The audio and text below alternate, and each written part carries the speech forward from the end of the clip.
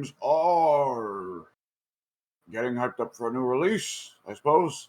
I don't know why the fighting games are getting hyped up for a new release, but hey. They You need to wouldn't do think good. an object. Yeah. Also, one thing we need to note is that there is a new logo once again. Because Yes. every time every time this series changes its format, or even a small bit, I'll just make a new logo, I guess. Yeah. Because previously we moved on to discussing news topics more than just a single game. Because speaking of single games, you're out of games, Yeah. and and this time we are changing the schedule, so we won't be 2 weeks behind with fucking news anymore. Yeah. Yes. And so, do we want to start with? Oh, actually, first things first, I'm gonna get the bingo card up. So there's that. As you can see, I'm talking to the viewer. By the way, you will need to pull the bingo card Yeah. up yourself. But yeah, I didn't make a new one of that because fuck it, it works. Boy, that bingo card, we should have known that was going to get outdated pretty quickly when one of the main spaces is Street Fighter 6 speculation. I mean, that can stay there until Street Fighter 6 releases. To be fair, we could still speculate about DLC after the game releases. That's also true. To be fair, though, again, a lot of our speculation was about mechanics, which that's now very much known. Yes.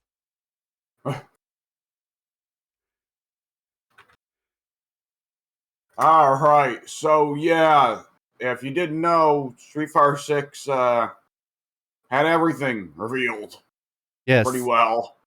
It technically doesn't have FADCs, but it does have FA and DCs separately. So whatever, fuck it. Yeah. Finally, the DCs are separated from the FAs. Like, boy, you want to talk about some convenience features that'll make the game more tolerable for casuals? That's up there. Yeah. Like it's Which, not only honestly, the DCs being tied to meter is a thing where, like, I look at that and I go, well, I don't know how much I like that, but then I go, well, it's fucking Street Fighter, you know? It was always tied to meter. Yeah, I know. I mean, Roman cancels are tied to meter in Guilty Gear. You don't get Roman cancels for free. That's true as well. It's just usually like when you get dash cancels, they're not usually like actually like they're not on purpose. I guess is the best way to put it. Yeah. Like, off the top of my head, the only game I can think of where dash cancels were explicitly used for more combo setup like that was like Mortal Kombat 9. Yeah, MK3 and 9. Yeah. Oh god, run canceling, right. Yeah. Which MKX brought back, even though the run input is a lot harder to do in Mortal Kombat X than Mortal Kombat 3. Regardless, yes, Street Fighter 6 at the PlayStation State of Play thing. Yeah, that's what it calls. Yeah, it's the State of Play. There you go. Okay. Anyways, yes, it was revealed. The gameplay trailer at last. And as I said, the graphics look a bit odd at some points, and that's part of why I kind of came away from it initially with more of a negative opinion than I should have. And it is definitely noticeable the characters look like they're exaggerated Virtua Fighter characters. I don't know. It's a thing where, like, I can see why people don't like it. I just don't care. Like, to me, it looks fine. It seems to be like, well, Jamie and Chun-Li both definitely look good. Luke looks like Luke. That's just a character design issue. But it is odd that everyone else has a lot more normal proportions in their design. And then there's Ryu, who is looking like Zangief if Zangief was half a foot shorter. Well, you see, for Ryu, they looked at Tekken, and they went, yes. Akuma didn't look fucking weird, being like a small person. I mean, technically that's part of his character. Like Akuma is Short King always, but but I guess they did, like Ken's becoming depressed. Ryu's become a brick shit house. That's all you need to know. And like to be fair, it might be a thing for Ryu as well. It might be a thing of they looked at the sprites for Third Strike, and Ryu looks like a cupboard in Third Strike. Like he has the rough. Yeah, he kind of does. He has the rough shape and size of a built-in cupboard in a house. Yeah. So they may just be trying to go for a Third Strike inspired look for him. I gotta say, like, looking at the game, there are so many ways in which it just explicitly feels like Capcom gave, like, obviously we haven't got our hands on the game yet, so we can't really judge there. But it seems like Capcom really gave us everything we asked for. Yeah, more or less. I mean, what was the thing we kept saying about the story? Is that the story should actually progress. Characters should get older. And I'm looking now at a Ryu who has obviously learned from Oro and is wearing Oro's sash across his chest. And you're looking at depressed Ken turning to the Satsui no Hado and drinking. Depressed, drunk hobo Ken. And Guy finally learned how to wear a pair of pants. It took us 20 years, but he finally did it. And elbow pads. My God, Zangief won't hurt himself doing elbow drops anymore. Like, looking over the cast, I do find it funny. Dhalsim, like, there wasn't really much where they could go with Dhalsim to make him look older than he already did in Street Fighter V. Yeah, like, Dhalsim looks the same. He always has. And then everyone else just, like, got a new set of clothes. I gotta say, I really like the overalls on Blanca. I don't know why, but I do. I'm gonna be honest. I just saw, like, I saw Blanca and my eyes glazed over. I don't remember what they changed about him at all. So he is now wearing overalls, though one of the straps are down, and he's wearing a bandana around his neck. So he's feeling sort of sexy, but not completely. Blanca honestly looks like what I'd imagine like an Australian farmer to wear, or something like that. Yeah, the fucking bogan. And no matter what, if you aren't pleased with any of these character designs, based off what I've seen of some of the leaks, yeah, all the classic costumes are going to be returning too. Yeah. Well, they might not want to bring the classic costume back for Ed. Yeah. Speaking of the leaks, though, I did take the time to actually try and put them up on screen. So here they are. Yes.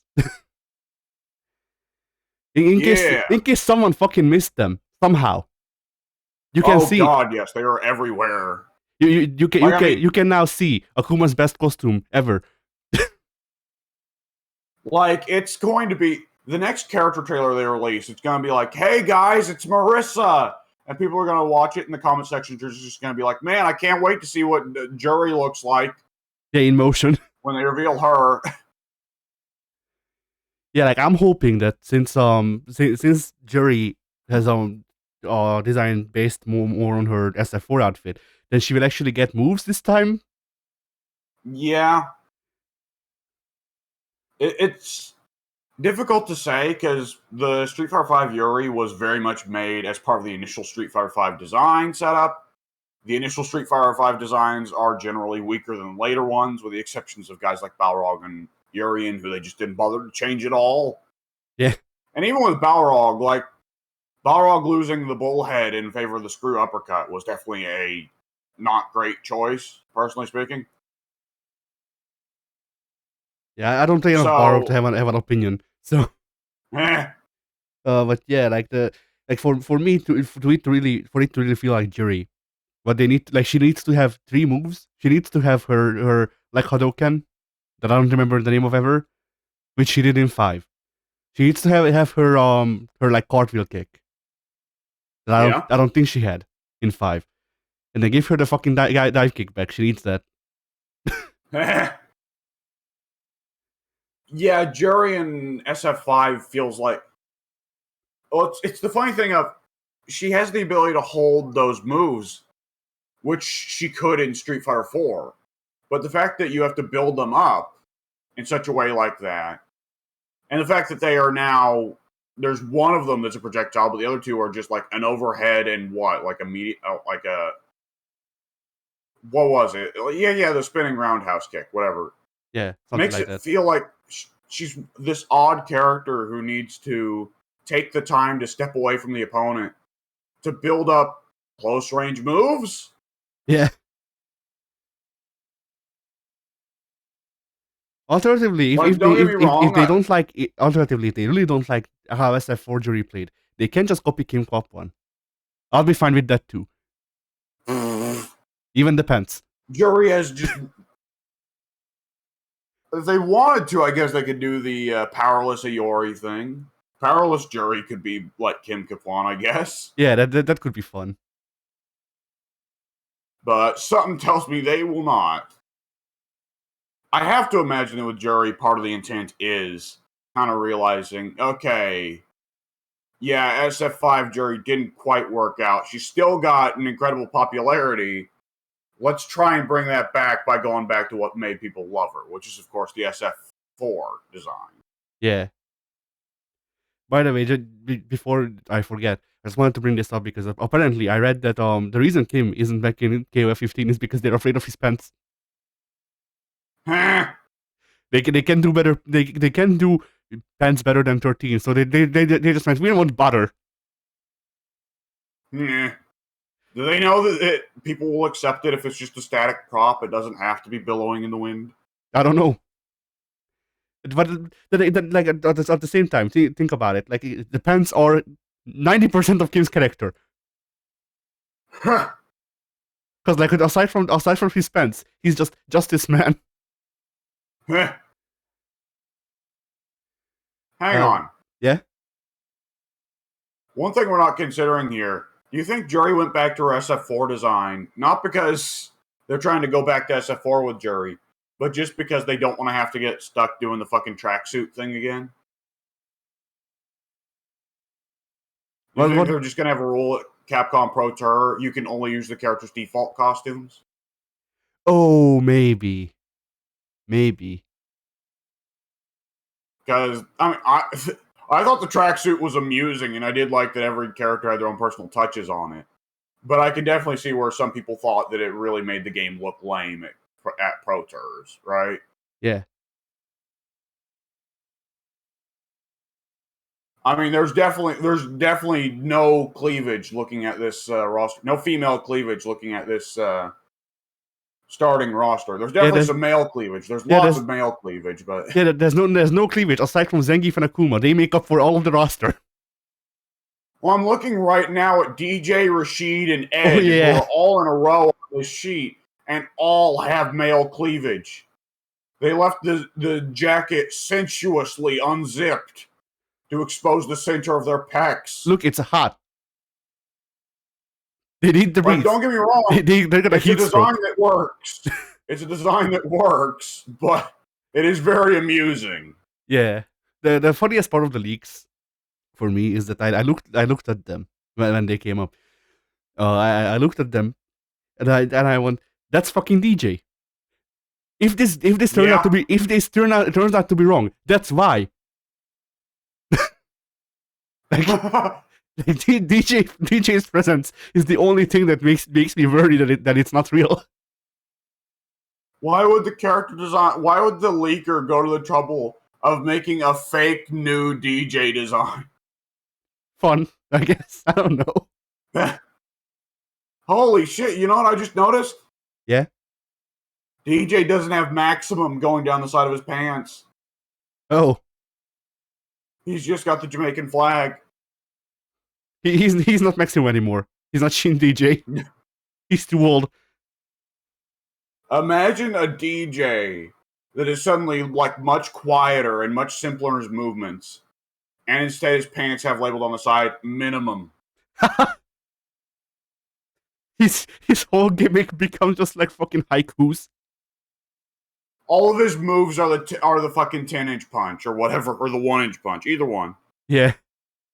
10-inch punch is much less impressive. Oh man, DJ has two attack animations. One of them is a punch, one of them is a kick. Like the punch is just a straight jab, and the kick is just a shin kick, and that's it. Yeah, I just lightly kick him on the shins. But the shin kick hits high.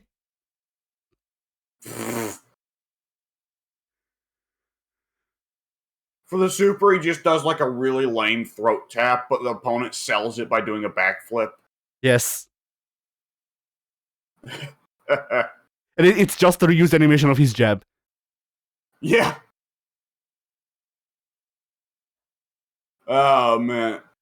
Yeah, this leaked roster does look like a pretty winning roster, honestly. Yeah. Like this is a good roster to sell your game. Because you have the World Warriors, which people will fucking like. You have the World Warriors sans T-Hawk, because who cares about T-Hawk, I guess. Well, sans Fei Long as well. Oh yeah, but he's dead. No, he isn't. Well, he's where is Jamie from? Oh, you're right. Shit. Fei Long is not dead. That was a fucking lie by that Street Fighter composer. No, Hong Kong is very much not banned. Literally the first new OC character of Street Fighter 6, a dude from Hong Kong. Yeah, he didn't say that Fei Long was dead because of Hong Kong. He said Fei Long was dead because of Bruce Lee's family. And that was wrong. That's how we discussed it. I just figured because of Hong Kong, but you're right. Yeah. Just like put up the fucking the teaser image for Darkstar, because Fei Longs are not dead. Yeah. I gotta say, I really like the amount of new OCs we're seeing here, because they all look like fun, inspired choices. You know. Well, Mimi is the only one that I'm looking at and thinking like, okay, there's got to be something more to her than just that appearance. I need to pull the pictures up because I don't have it on my end. I had it up on the viewer's side, but yeah. I've just had it up for like the last 5 minutes. Yeah, that's fair. So yeah. I mean, with Lily, the inevitable thing to point out here is like immediately there's Lily. She's clearly from T-Hawk's tribe. She is listed as being from Mexico, just like T-Hawk. Of course, the classic problem people have always had with T-Hawk. T-Hawk does not actually look like any Native American tribes from Mexico in any way. T-Hawk is just generic Native American stereotypes, and Lily continues the trend. Yeah. But nonetheless, I'm a T-Hawk fan, so I'm happy to see him get some love. I just hope that because she has two weapons, I hope they don't just like do a cop out and give her Eagle's moveset.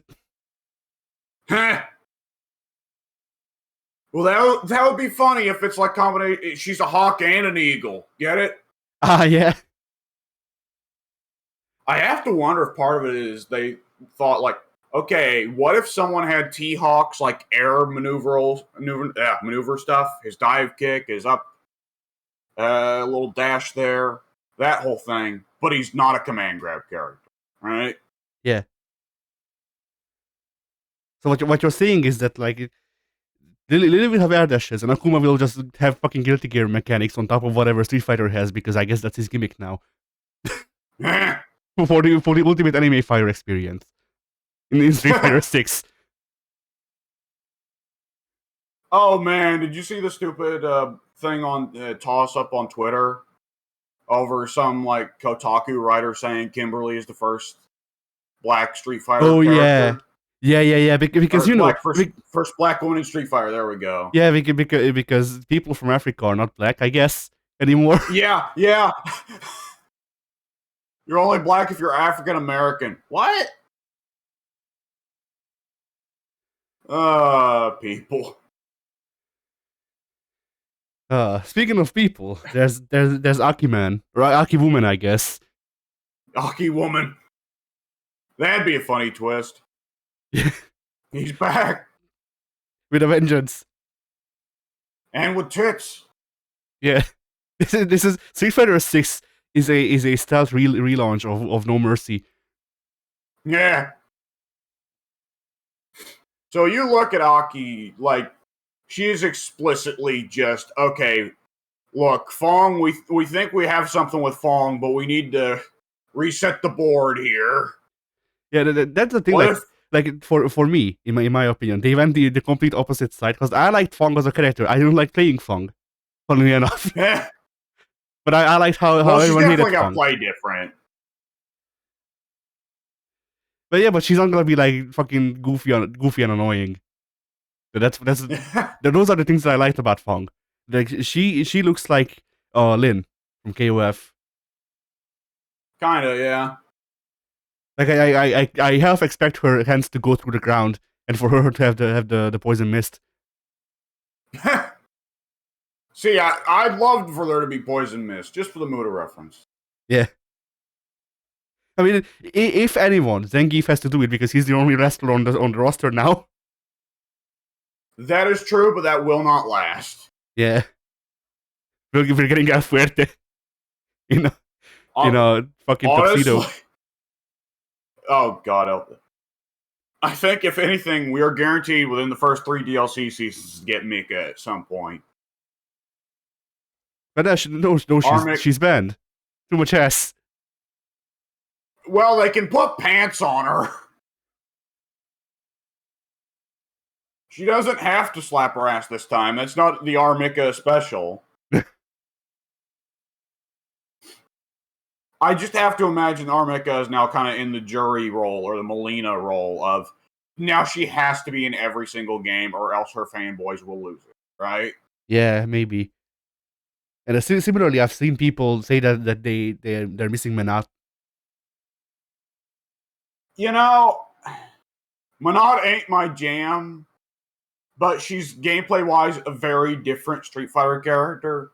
So I think she is healthy for the roster, right? Yeah. For my part, if I have to choose between having Rose and Menat, I'll choose Menat. Oh well, yeah. If that's the question, every day I'll choose Manat.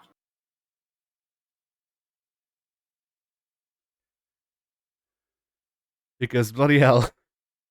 Yeah. I don't know why I hate Rose so much. I just do. There's no reason. It just is. For me, it's not hate. It's just like, she's just kind of bland, you know? I suppose, yeah, that's a better way to put it. Like, for me, that qualifies as hate, but it's like really aggressive indifference. Like, she just feels like wasted space all of times. See, when I look at her, I just think of Kenny Omega. LTG, right? well, they're both. Wow, it's like the 2 Street Fighter players I hate the most. Yeah, like, oh boy, that is funny. The only 2 guys I can think of as being Rose mains are 2 notorious class acts, LTG and Kenny Omega. Oh Jesus! Did you see people saying like there needs to be an LTG DLC for the commentators? No. And it just bumps the game's rating up to like M or AO. I mean, does this announcer pack come with like the game rage quitting every round? Yeah. Anytime the player's health gets too low, the game just shuts itself down. Yeah. The LTG commentary keeps going on the PlayStation home screen. Man, fuck Chun-Li, broken ass, fuck ass character, fucking. Man. Insert racial slurs here. Yeah. He has one for every character that you play.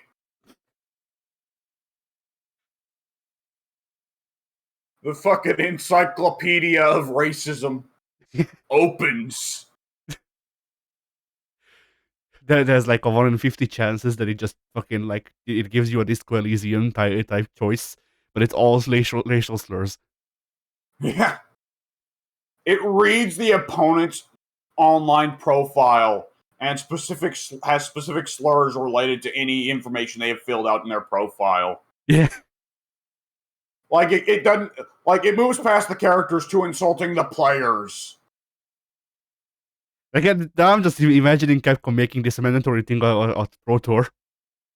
Yeah, Like gotta keep them humble. but I imagine like they hype up this new feature of LTG doing commentary in the game, and then they can't pull it off because it needs to be too adaptive, so they just have LTG in the booth, like in backstage at Evo, Yeah, insulting people. you say booth, and I'm just imagining they load LTG up into a tube.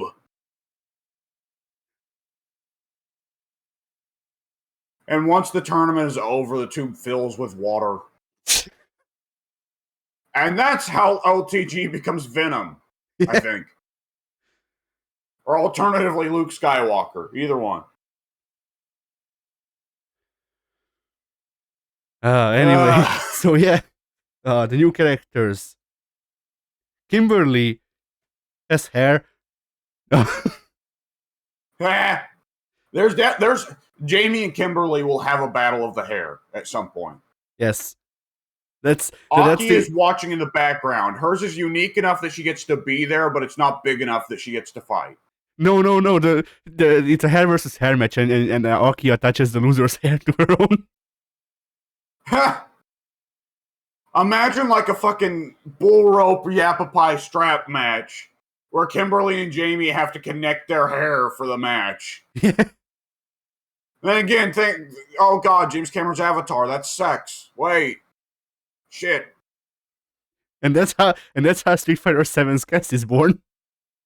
Yeah. I gotta say, there is one thing looking at the roster. Boy, no Street Fighter 3 or Alpha characters here, huh? Yeah, they suck. I was kind of expecting Sean. I don't know why, but do you wanna get into possible spoilers? I don't care. All right. So I guess for the viewers, spoiler warning for quote unquote spoiler warning for rumors and fan theories for Street Fighter 6's story. I guess all two other people who care about fighting game stories aside from me. Yeah. But people are theorizing that the black band on Kan's arm and his overall like hobo look is because either his family dies or Sean dies. What I heard was that he got obsessed with trying to be Ryu and go down his path instead of Ken's normal path. And so Ken's wife and son have temporarily left him because he's just started entirely ignoring them. Which means, of course, the focus of Ken's story is going to be him realizing, oh, fuck, I can't be Ryu. I need to be Ken. Take me back, girl! Yeah, I also heard about the wife part, but every time I've heard people theorizing about the kid part, it's that the kid died, or something like that, and that's why he has a black armband to signify loss. I just can't see Capcom doing that, you know? Yeah. Because I mean, like divorce, you can take back, right? I mean, to be fair. Charlie Nash died and came back, but he's the only character in Street Fighter who's done that. And he was a grown man, you know? Yeah. I mean, if we go with Sean, then we could get Zombie Sean, who is also the rough size of a cupboard. Oh, hey, you know what? I'm looking at this. I don't know where Blanca's story can go next, but hey, this may be the first game in a while where we get Blanca, and it takes several years to get Dan. So Blanca may be allowed to do something for once. Not only that, but also Sakura. That is true. I'd really like for Sakura to be divorced from Dan and get to do something for a while. Sakura's arcade story is just gonna be like a retread of her puzzle fighter or whatever gem fighter story. I don't know what you're talking about. You know the one. Oh, all your moves look right. Right. Yeah. Finally, she's sick of Dan's shit. Yeah, they're making it canon. The reason Dan isn't on the launch roster for Street Fighter 6 is because Sakura put him in the fucking ICU. Sakura owed him to hard hero suicide watch. and then Sakura's new character is that she's succumbing to the Satoru no Haru and it's making her into a gamer. A toxic gamer, because she was already a gamer in 5, but now she's toxic. But no, she's a capital G gamer.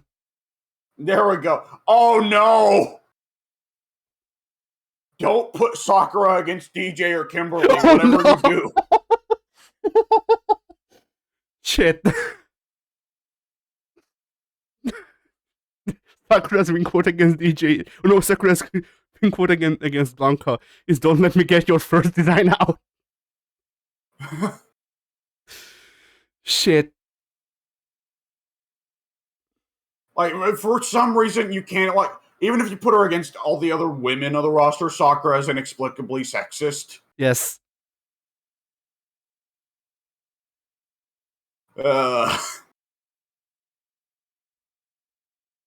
And then like there's a sub story in the free roam thing where you have to help Ryu convince Sakura to stop being an asshole. I was just gonna say Ryu beats the racism out of her. Maybe that could work too, I guess. And it is a very Ryu thing to do. I'm just imagining he fucking hits her with a Shin Shoryuken, and Sakura's just like, I don't feel racist anymore. Yeah. I just felt all the racism exit my body. I may have a concussion. He does a Shin Shoryuken, and you visibly see Sakura split into us. The racism actually escapes her body and forms into female Kage. Sakura's equivalent of Kage is just okay. Imagine you have evil Ryu, but instead of it being evil Sakura, it's just racist Sakura. Yeah, but her skin tone still gets darker for some reason. Okay. This would be going way too far, but oh my god! Imagine Sakura gets a Klansman hood as an alternative. Oh no! Oh no! If she gets hit with, like, if Ken Shoryu's her with the flaming Shoryu, the hood lights on fire. I mean, okay, they wouldn't give her a Klansman hood because that's bad. But they could do a crossover with Nintendo and give her a happy hood. Oh god. Boy, that would be the last thing Street Fighter needs. Oh boy. Hey, look, it's the invasion of the fucking pig fascists from Mother 3. Wait, what? Yeah. That's one of Ed's alternate outfits.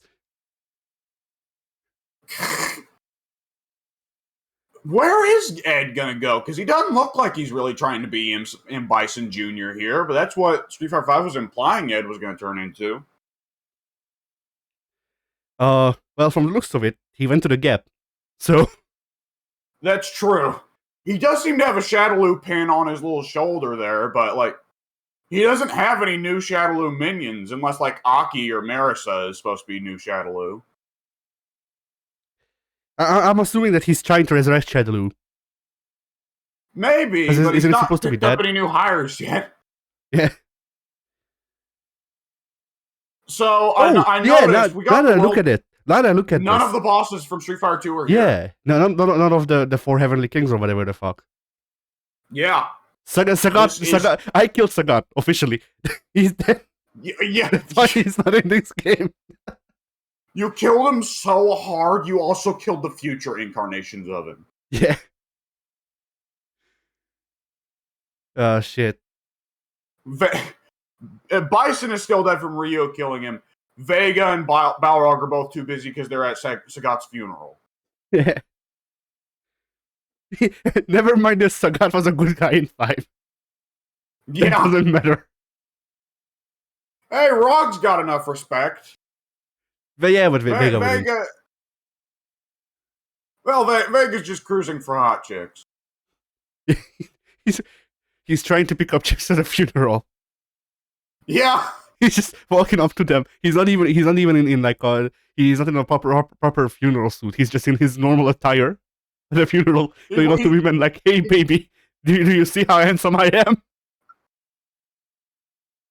He's wearing the flamenco suit from SF5 with the stupid bird mask.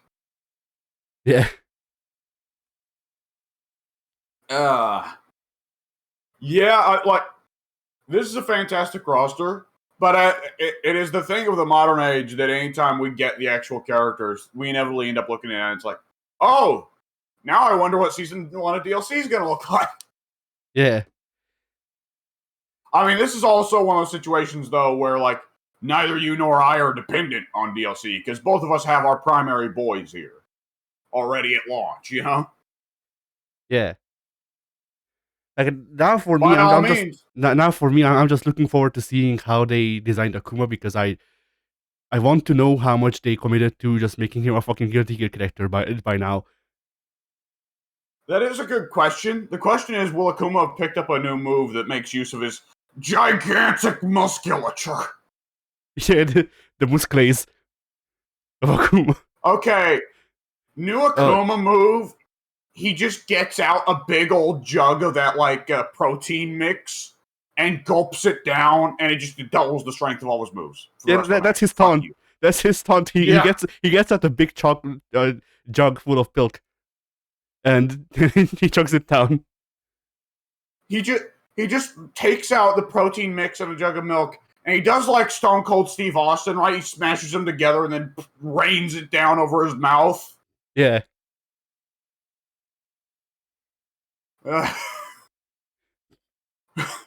Okay, you start the game. Akuma's front grapple, his front throw is just to do a stunner. How do you react? I fucking yell. Enjoy.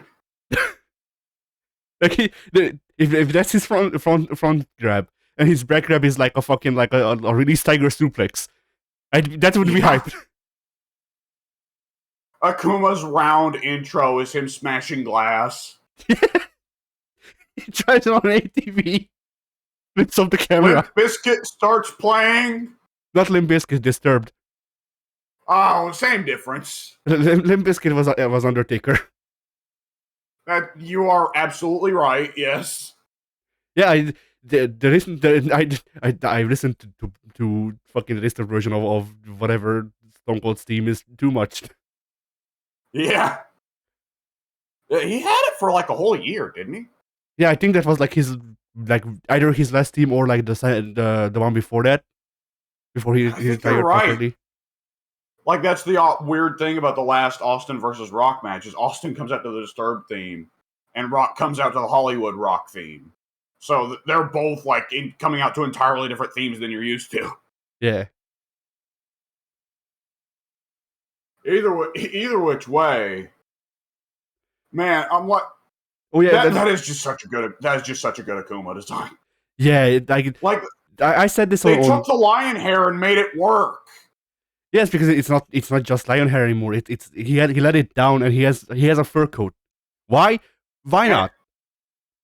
Well, yeah, now he's definitely got like the whole lion mane going on his back. But like, I feel like one of the simplest touches to make the lion beard work is just that it's not like symmetric the whole way through. It clearly spikes up in the very front, and then it spikes up again on the sides, right? Yeah. And like in this situation where it looks like part of the game's focus is going to be Ryu is going through changes in his life. Ken is going through changes in his life. What's going to be the deal with Akuma? Is Akuma just doing the same old Akuma stuff? This is the game where they give Akuma the kid. Yeah. Ken's wife left him for Akuma. Yes! I didn't think of that, but yes. Sakura is now his apprentice. For whatever reason, Akuma is now the CEO of Masters Corporation or whatever it is. The master Zaibatsu travels with his wife. Just cut to a board meeting. Akuma is at the head of the table, wearing his same outfit that he always does. Someone says something at the board meeting he doesn't like, he just jumps up and Hadokens them. The board members start arguing. He just does a Kongo Kokuretsu-san. The Yeah. whole building comes down. Everyone's dead. Except Akuma just walks out of it and says, I need new building. I need new ports. Build a tougher one next time. Well, it's either that or he's like the best fucking businessman ever. I don't know what would be funnier if he's just like, well, through fighting, I have learned that we need to adapt and overcome any fucking. Are you just making Akuma play through the Yakuza 0 fucking real estate minigame? Maybe at that point. Maybe.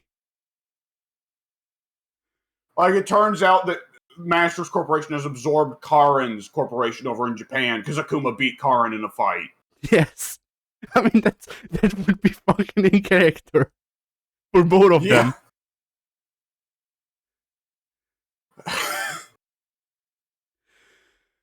Oh, shit. Speaking of, though, I do wonder if they'll give him the Kongo Kokuretsu-san back. I mean, with Akuma, the sky is just about the limit for stuff they could try with him. Yeah. I mean, like, he's going to get lots of new stuff. Because just from what we saw, Ryu got Ryu, for one thing, oh my god, it's the first game to, at launch, since Street Fighter 4, at launch, have Ryu have the fucking donkey kick. Thank Christ. We don't have to wait for it this time. But even then, it's like, oh, the V-skill system is back. But now you don't have to choose. You just get both moves. Fuck it. I mean, that's a better way to do it. Oh, yeah, it's definitely more interesting. And it definitely gets rid of the awkward thing of, like, having to rethink. Like, having to remember what the V-skills are without actual descriptions. Yeah.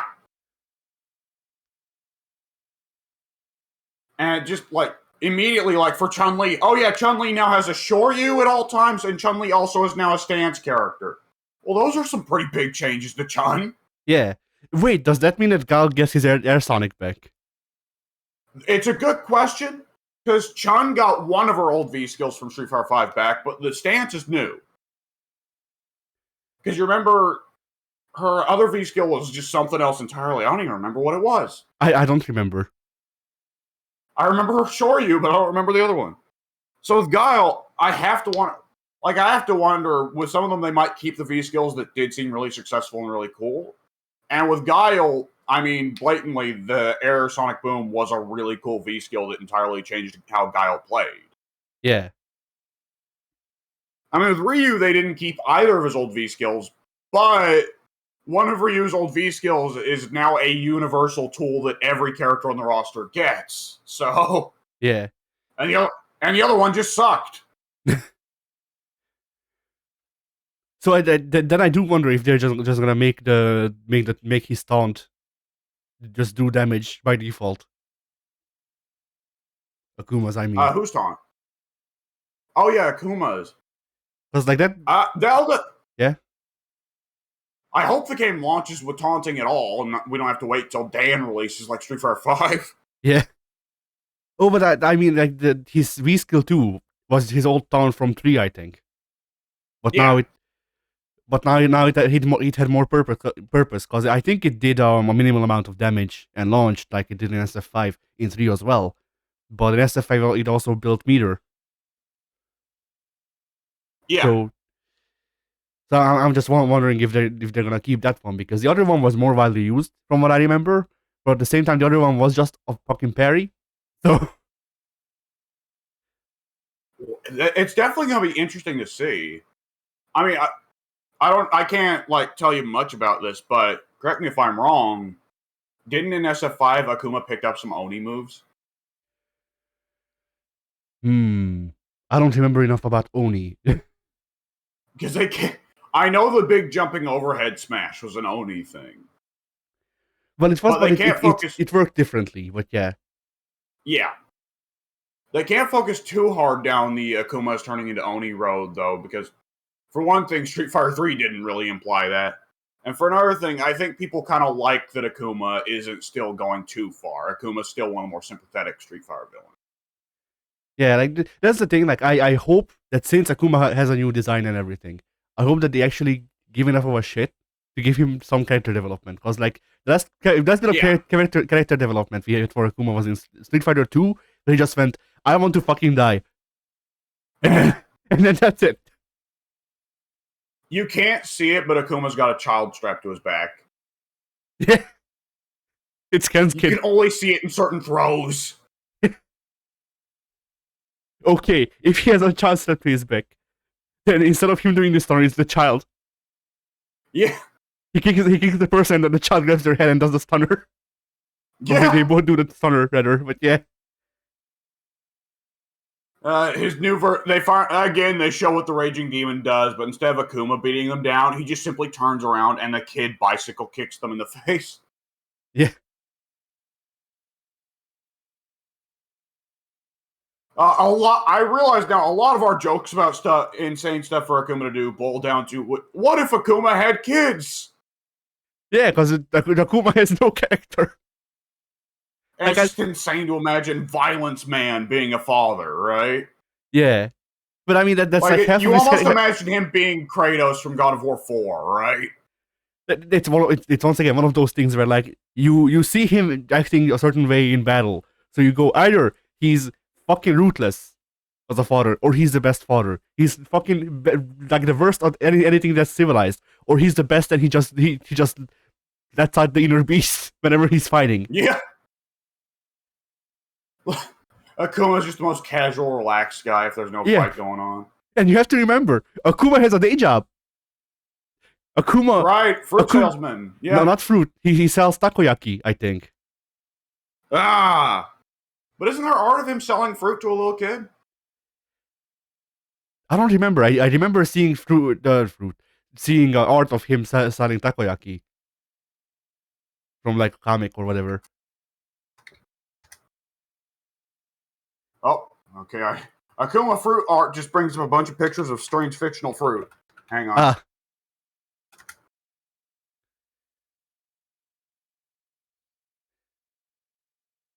Yep, here we go. Give me a second. I will just copy image address, and I will drop it in the general text, because why not? It's amusing for everybody to see that Akuma sells fruit. Yeah. Oh, yeah. It looks like it's from Alpha, or like that era. It definitely does. It's got that Alpha art aesthetic. Yeah. But yeah, like I just like to imagine that Akuma is like just the fucking chillest guy. But he always has a scowl, but he's the chillest guy. And then when he gets into a fight, he's just like, all right, it's time to rend the earth. Death. Yeah. Okay, I found a piece of art from the Udon comics you need to see. Yes. This one, I'm gonna put it in general text too. Okay. Oh, this is the art of This was used for Arakuma. Ha! Who's under his art? Yes. Like he doesn't need Ken's estate or whatever, his company. He has his own. Like Ken is drunk because Akuma has become his business rival and is beating him. Yes. Akuma has become an international franchise. Yes. But for them to putting it into the game, it's gonna be Aku and then a store and then Mart.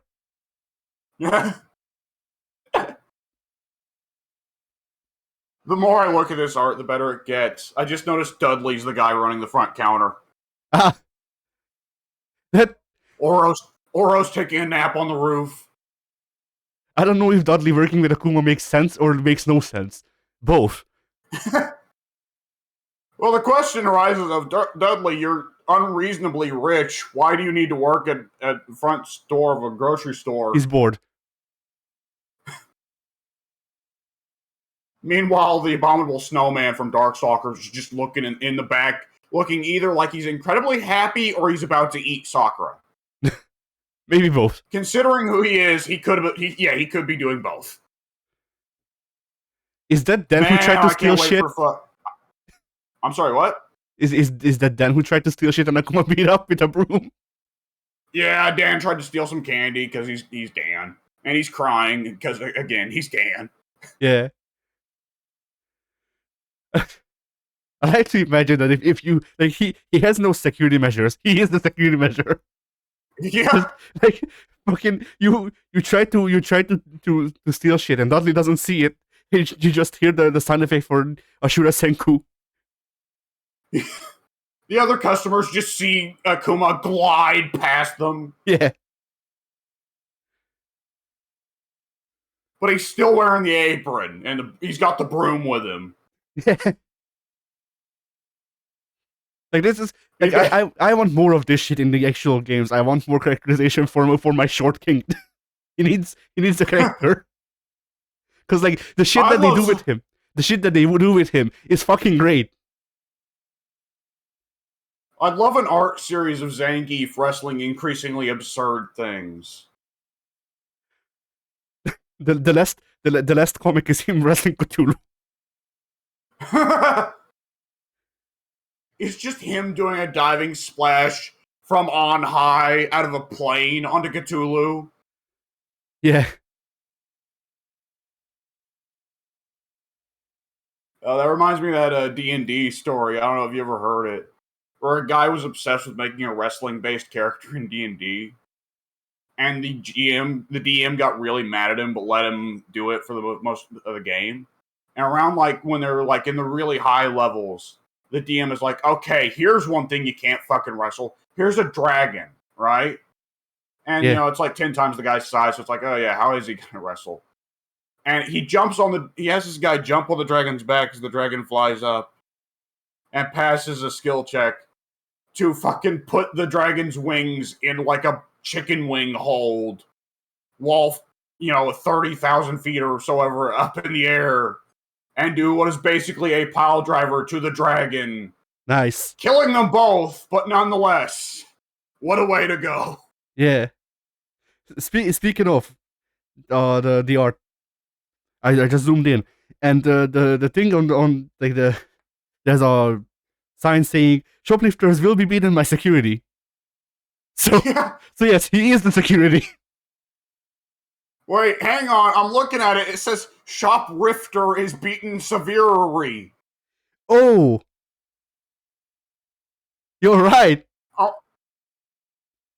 Shit. Shoplifter is beaten severely. Okay.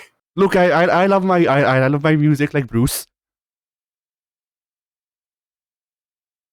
Dudley is in the shop. Dudley speaks English. Could Dudley have not just pointed Akuma? That's fucked up, man. That's not right. Akuma's a scary boss.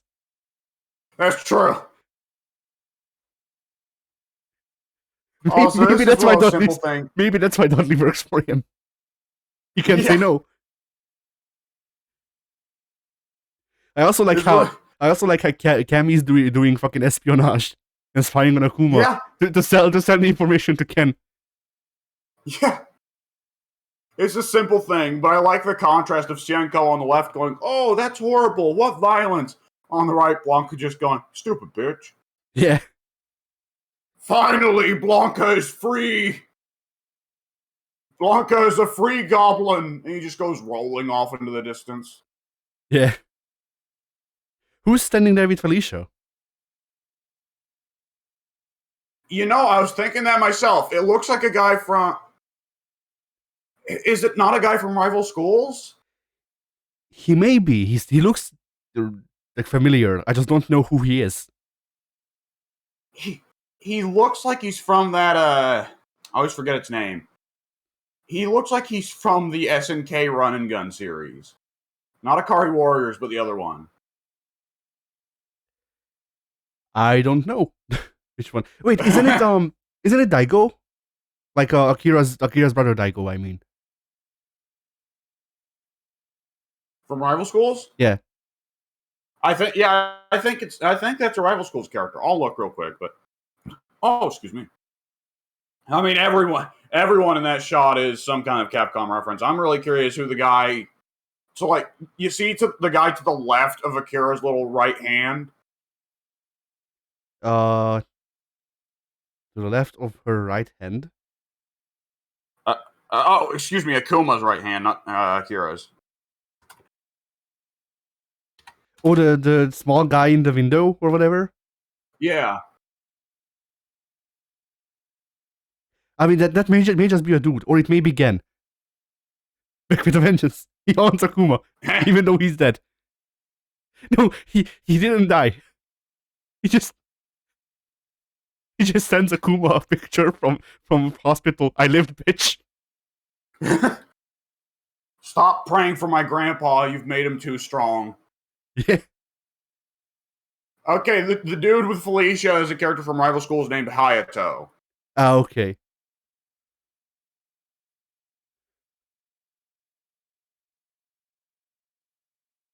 I like to imagine that this is like because look at the tiling. This is the fucking Ryu's stage from SF2. Akuma turned it into an Akuma art. Akuma cannot allow Ryu or Ken to have anything of sentimentality. While he destroys Ken's business, he will destroy Ryu's home. Yeah.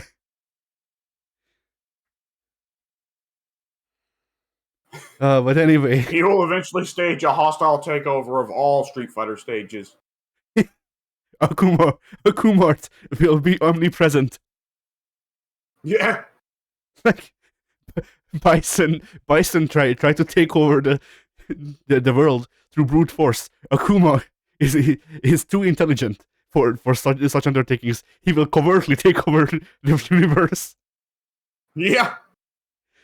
Well, Bison, while you were having your stupid evil plots, I was taking over the world through business.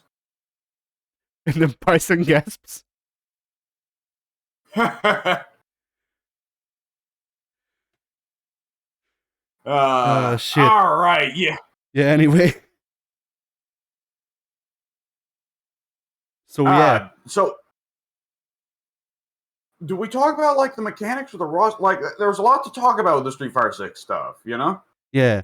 I want to hit JP as well before we move on from the characters. Because JP looks interesting. Like, when I looked at JP, I was like, hey, are they giving Q a cane? And then just calling it that? I mean, QG, all the new characters look interesting, but JP is immediately like, you see him and you're like, what's going on with that guy? What's the deal there? Yeah, big pimp energy. Yeah. Like, there's got to be something with the cane. His ultra is backhand with a powdered hand.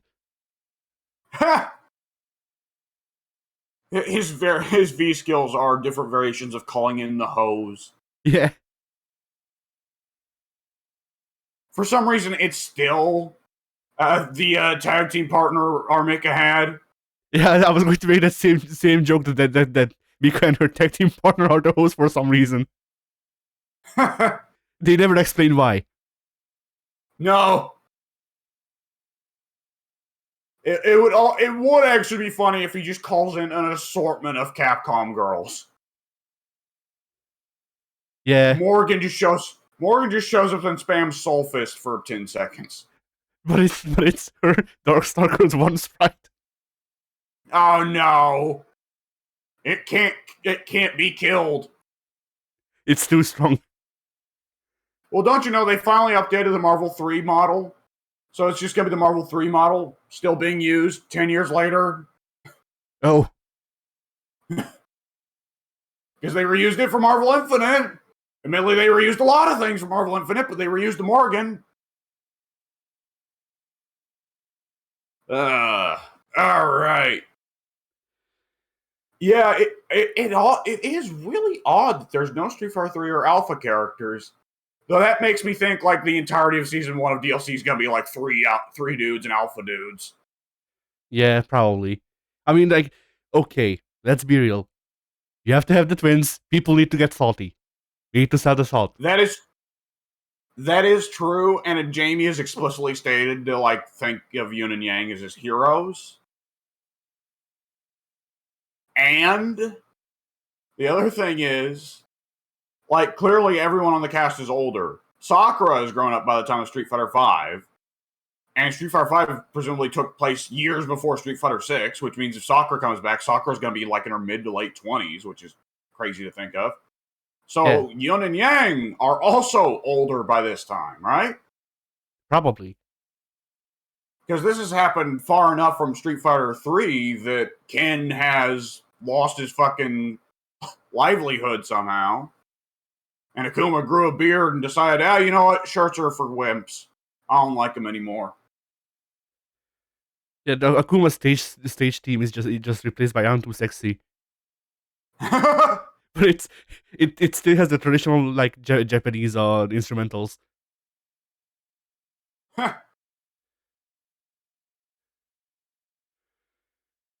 But yeah, like them. I also think like from 3, I think they might add Makoto because I've seen a lot of people ask for Makoto. Yeah, I have to like. I think that the Street Fighter 3 characters who didn't get to be in 5 are probably shoe-ins. So Yeah. Dudley and Makoto. Q is a shoe-in just because G was so well loved. Like, I think there's a very good chance the headliner for the first season of DLC is either G or Q. I mean, considering that G was the secret boss of 5, I kind of hope that they just like didn't make him playable, and then he's an unlockable character. Q is like you need to summon him through arcade bullshittery, and then you can unlock playing as Q. And then like once the game is released, they like put out a patch that unlocks him by default. I actually wanted to ask you something real quick. I heard I was watching Wooly's talk on Street Fighter 6, and he said G and Q actually aren't the same person. Q are a bunch of robots that G built to try and help him become president of the Earth. I have not heard of this. So there's a chance. I don't know.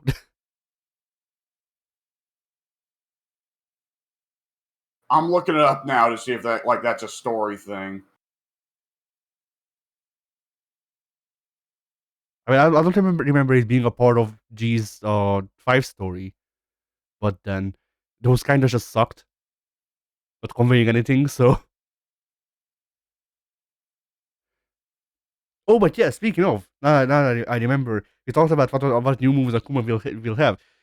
Getting Warden then just bursting out from inside the people, I guess, because that was his ending in 5. What the hell? Yeah, freaking Nekali ate Akuma alive, and then Akuma was just like, lol, no, and then just made Nekali explode pretty much. But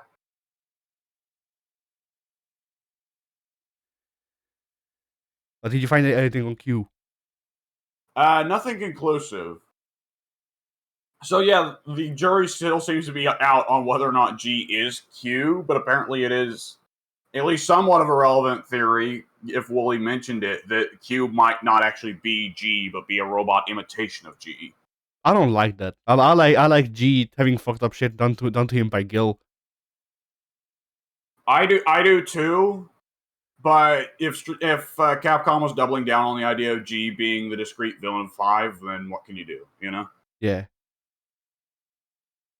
It's a weird choice though, because I always just like the idea of G just being a crazy person rather than a supervillain.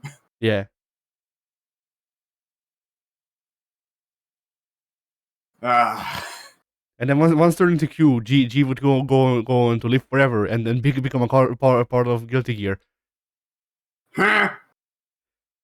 I mean, the really funny thing is, yeah, if they're two separate characters, this means that every game can either have G or Q.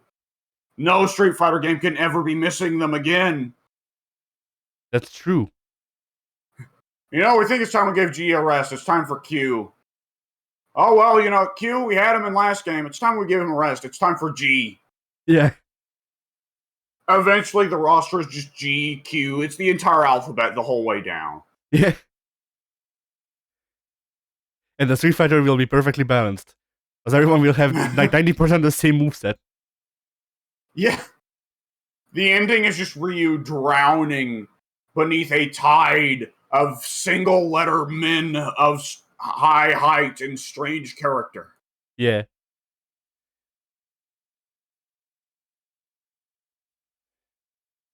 Uh, And then for Alpha, I don't All even know right. who they bring back, because like there's Eagle and that Ingrid. Yeah, I forgot her name for a bit. Well, Alpha definitely gets more love than 3. Gamora. No, 3 had a lot more weirdos. Yeah, it's definitely noticeable there's no Sakura here, and we all know it's only a matter of time before there is Sakura here. No, not Sakura. Gamora. The unit for Sodom. Gamora? What? We made that joke a while ago. I have no memory of this. Whatever. Because we were joking about how they wouldn't call Sodom Sodom anymore because, sodomy. Oh, yeah. Right. Man, I keep forgetting they named the guy Sodom. What a weird name. They're gonna bring him back and call him Goose. Just the one. Singular. Right. Ducks. His nemesis, his true nemesis. Yeah.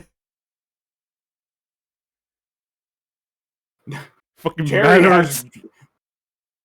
has nightmares of geese. Geese has nightmares of ducks. Yeah. He's like me, but lame. All right. So, let's say you get to make one pick from the Street Fighter Alpha roster to add to Street Fighter 6. Who would you pick?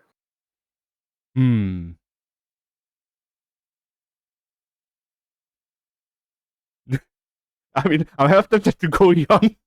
That's what I mean. I don't know, because when I think of Alpha's roster, the Alpha only additions are like characters that I'm like, I don't necessarily mind if they're in the game, but I don't really miss them. You know? Yeah. Gen, I guess? I wouldn't mind if Gen came back. Even though he's All dead, right. but he's never truly dead. Well, yeah, no one in Street Fighter's ever truly dead. Look at Nash. Yeah. Gen says, I wasn't dead, I was just sleeping so I could do my supers to my cancer. There's just tiny Gens in his blood cells that are doing the little run-through slashes to the cancer cells. Which is still killing him slowly. But you know. Gen's new super is he gives him a blood transfusion from his own blood. And it cut to a stage inside the opponent's veins of tiny Gen and tiny opponent. For some reason, it's a fucking fetus of God. I'm just liking the idea that like even Zangief's blood cells do spinning pile drivers. I mean that is funny. I'm just imagining them doing like an Unreal Engine 5 fetus of God on the RE engine. I mean, if the arcade collection that's coming out this month turns out to be a success, there's a very real chance we will see Unreal Engine or RE Engine. Well, it's more likely RE Engine now, keep in mind. There's a very real chance we will see RE Engine Fetus of God. But yeah, but the director for the arcade collection did say that he doesn't expect them to he doesn't expect Capcom to greenlight a new Darkstalkers, even if it does good. Well, expectation is a difference from possibility. That's true. Because sometimes, like, he might not be thinking that, but there's an executive up there thinking, like, let's see where this goes. Because Capcom's executives have always been guilty of that, right? Yeah. Capcom's executives have always been guilty of, let's test if you'll buy a new thing by saying first if you'll buy the same thing you already bought. What do you mean? To be fair, Darkstalkers Resurrection was not... I'm sorry, what? What do you mean you don't want 12 versions of Street Fighter 2 that are all the same? Yeah. Yeah, that's definitely like my main thing that I do regret going in, because I'm definitely gonna buy this arcade collection. But looking at it, it's like, boy, I'm never gonna fucking play that Street Fighter 2. Why would I? I'm buying it for the like 9 other games, and even Gym Fighter I'm not super excited about. I am sort of excited about Jam Fighter, but that's because I've played it before. So That's true. It'll probably be a different story once I get to try it. I don't remember much. That's the thing. Like I remember playing it. I don't remember much of the game, so I don't know how it is. But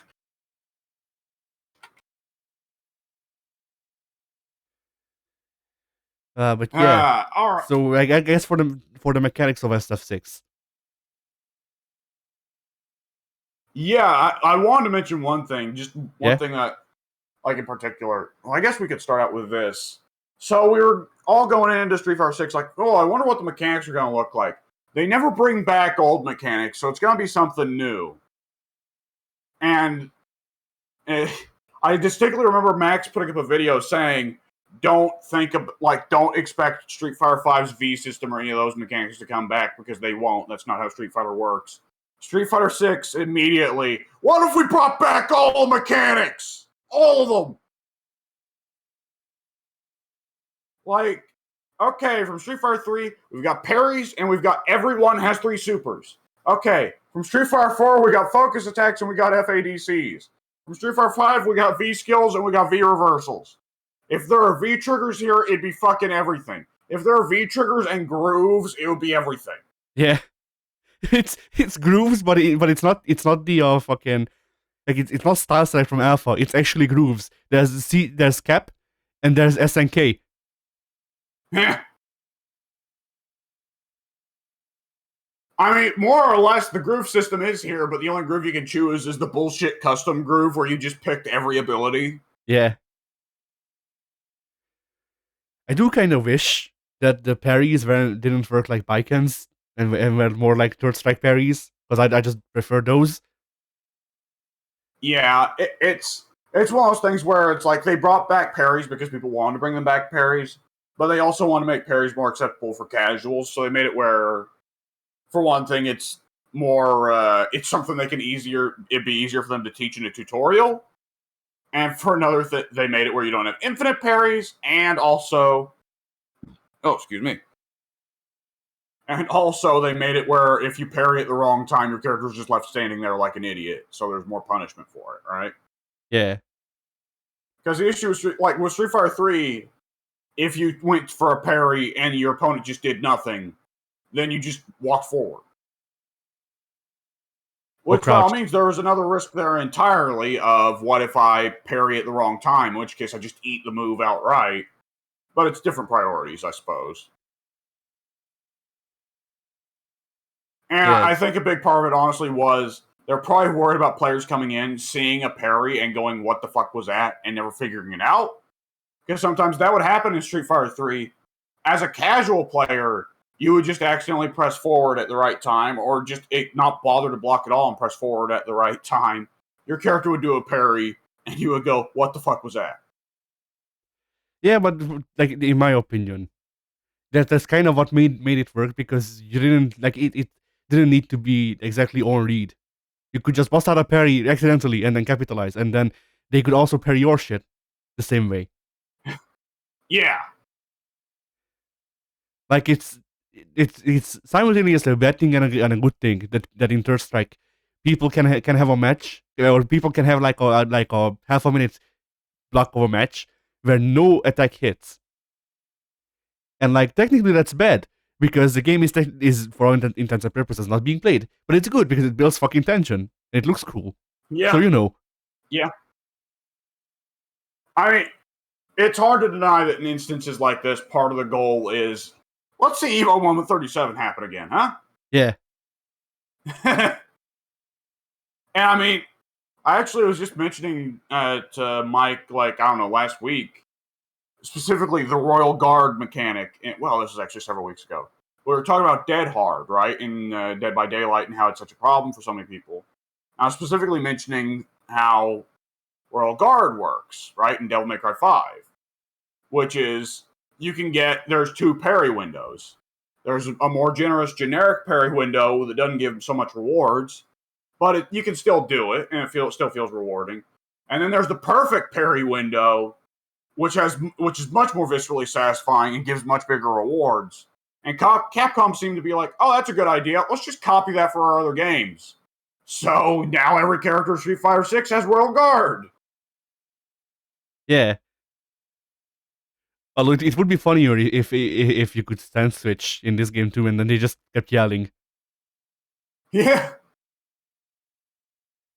I'd like to see that be the main mechanic of one of the new characters. Yelling. I mean, let's be honest, we kind of already got a little bit of that with Dormammu in Marvel 3. Yeah. You have to feel the power. Power of the creator or power of the destructor? The power of the power of the power of the power. Power of the power of the power of the power of the power of the power of the power. You know that fan song actually cuts to an actual rap segment at some point? Oh. Yeah. That's just, it's so simplistic and dumb, but that's still one of my favorite little dumb fan videos anyone's ever made for a fighting game. Yeah, there's a couple of those out there. Like my favorite FGC video, just overall, is the Iron Man Infinite. Yeah. And like, if ever I need to give a reason for why I play fighting games, that's why. Because I want to learn about the fucking Infinite. But recently, on an animation channel I follow, made an animation of Street Fighter 2. Like they make these like summary videos about video games and people's experiences with them. And people suggested in the comments to, for one, make one of Marvel, and for two, put that shit in. It needs to be in. Like that's the Iron Man Infinite is part of Marvel's identity. All is well. Like the only funnier shit would be if Capcom was like, hey, here's Marvel 4, and then like Iron Man's announcement trailer is just dead. Like, they just lay the audio over his announcement trailer, and he's doing the Infinite, and that's it. What you gotta do, you gotta make it more subtle than that. Don't have any of that, but just have Marvel vs. Capcom 4, one of the first, like, just very silently, they have some spokesman come up and it's like, Marvel vs. Capcom 4 is a fighting game, blah, blah, blah.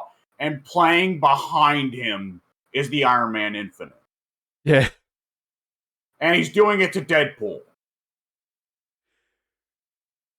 I think he was doing it to Amingo. So they need to bring back Amingo. Huh? Oh my god, could you imagine if they announced Marvel vs. Capcom 4 and part of the launch roster is Amingo and Loveheart? I'd pop for Amingo.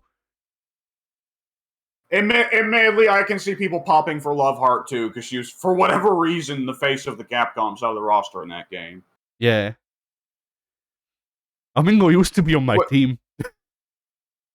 Boy, there is nothing more late 90s, early 2000s than, boys, get ready for Marvel vs. Capcom 4, marketed with Loveheart versus Cable as the faces of the game.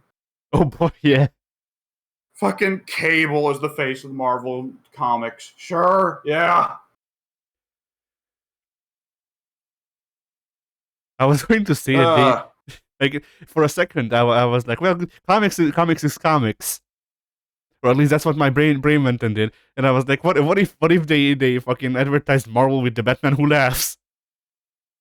That's a bit like when politicians tear down the other guy's position by finding the dumbest guy who advocated for that position, right? Yeah. Meanwhile, DC's like, hope you're ready for some hot Marvel action. Look, it's Penance.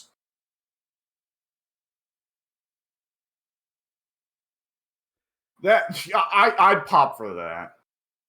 I don't know who that is. So. Yeah. Oh, you don't remember Penance? No. Oh, did you play Marvel Ultimate Alliance 2? No. Okay, do you know the character Speedball?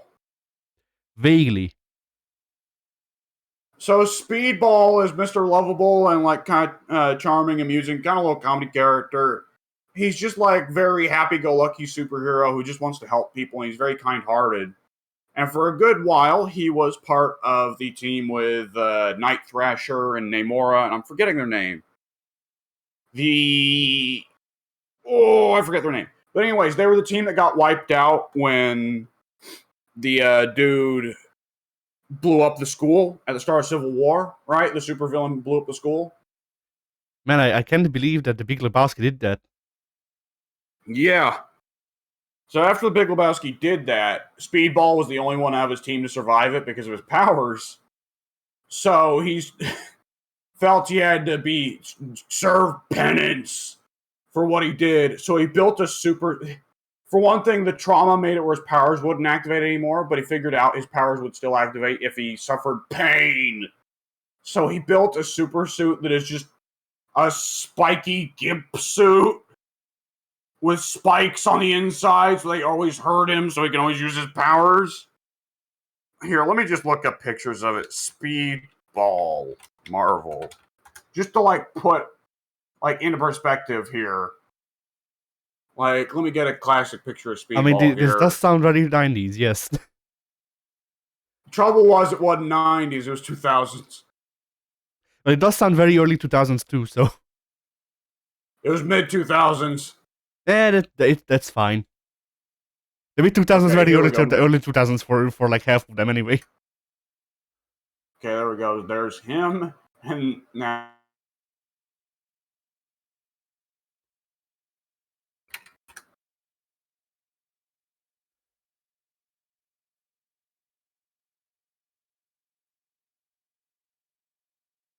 Okay, and here we go. Penance. No, I don't want to make a QR code for penance. So that would be interesting to send to people. Oh, Jesus.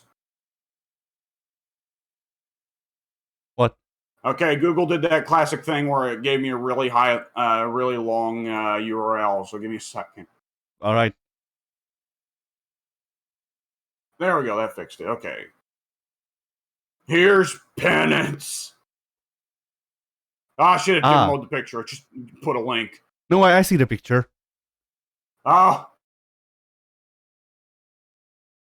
So, Waldo? Oh, he's dead. Penance killed him. All right. What the fuck was that? I don't know. That was weird.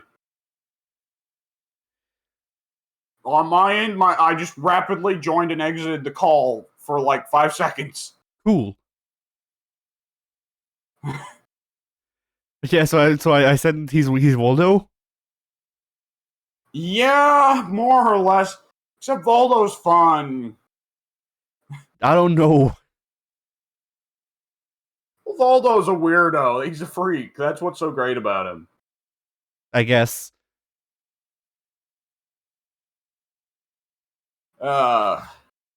Yeah, so Street Fighter 6, do you think they'll add a BDSM weirdo? I mean,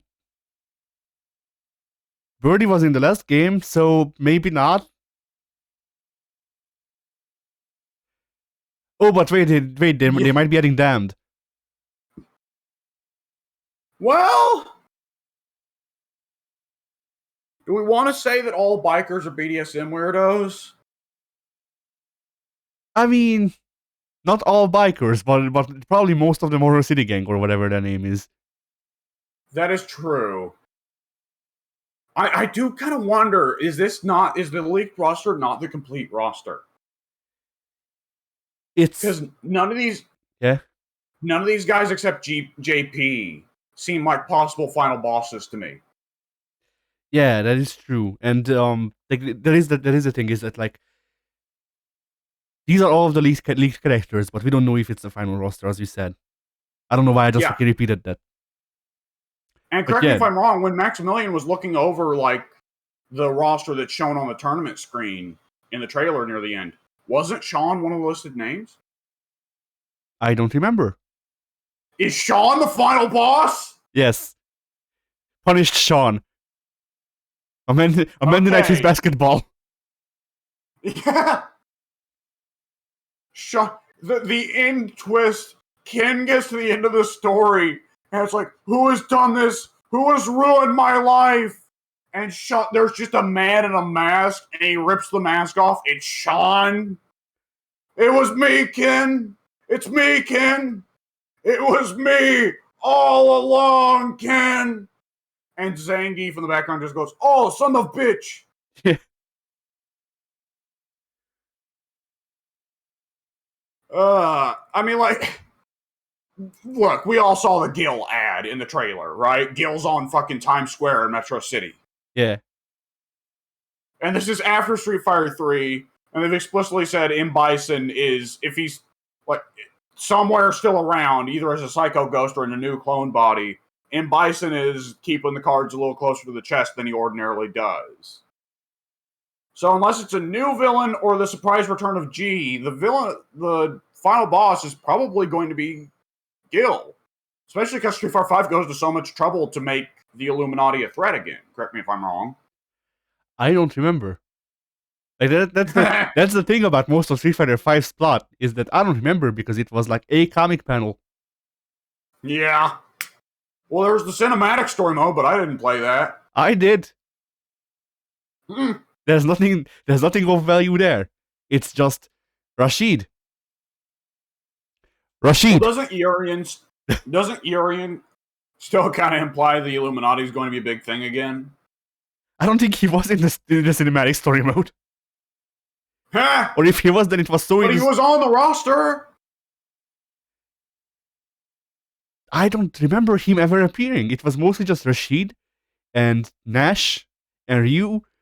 Not even Ryu that much. Like it was like Rashid and Nash try to kill Bison, while Ryu and Guile and Chun-Li are there because they were the protagonists of Street Fighter 2.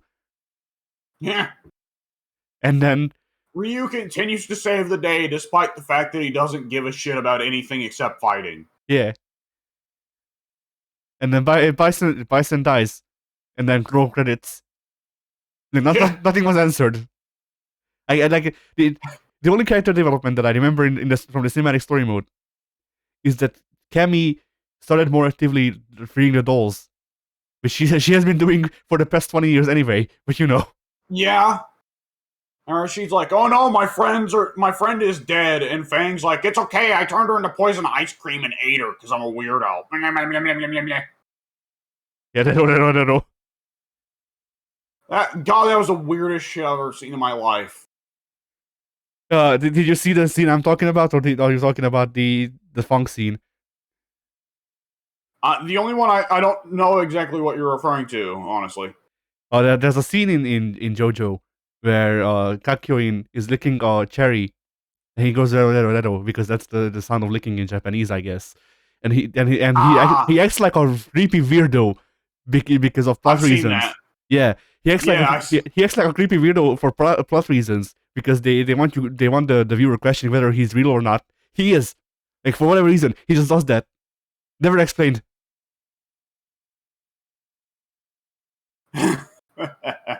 Like that's one of my favorite things about that series, is that they're just sometimes it's just like, here's weird shit, please clap, and then you move on. But anyway, so yeah, like Rashid for me has been forever tainted by that story mode, because Rashid being in Street Fighter 5 story mode was akin to if Planet Sheen was just like the rejected ideas from Jimmy Neutron, but still featuring Jimmy Neutron. Like Planet Sheen was bad anyway, but imagine if they were like imagine if Planet Sheen was still lame, but in the background you see like a more interesting Jimmy Neutron episode happening, but you can't watch that because it's Planet Sheen. Yeah. And that's basically the Street Fighter 5 story mode. Like everyone else is doing interesting things, and then here's Rashid. Let's focus on Rashid.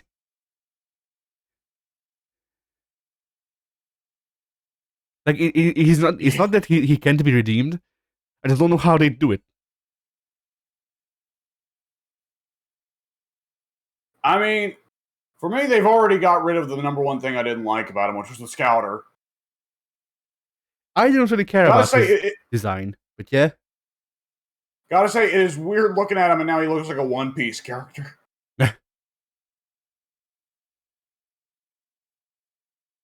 He's he doesn't have a shirt because he gave all of his money to G. Yeah, He's also a hobo now, I guess.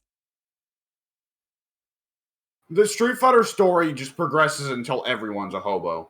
Yes. And then It's just hobo fights. yeah. Like Street Fighter 8 will have a world star sticker on the bottom right or whatever.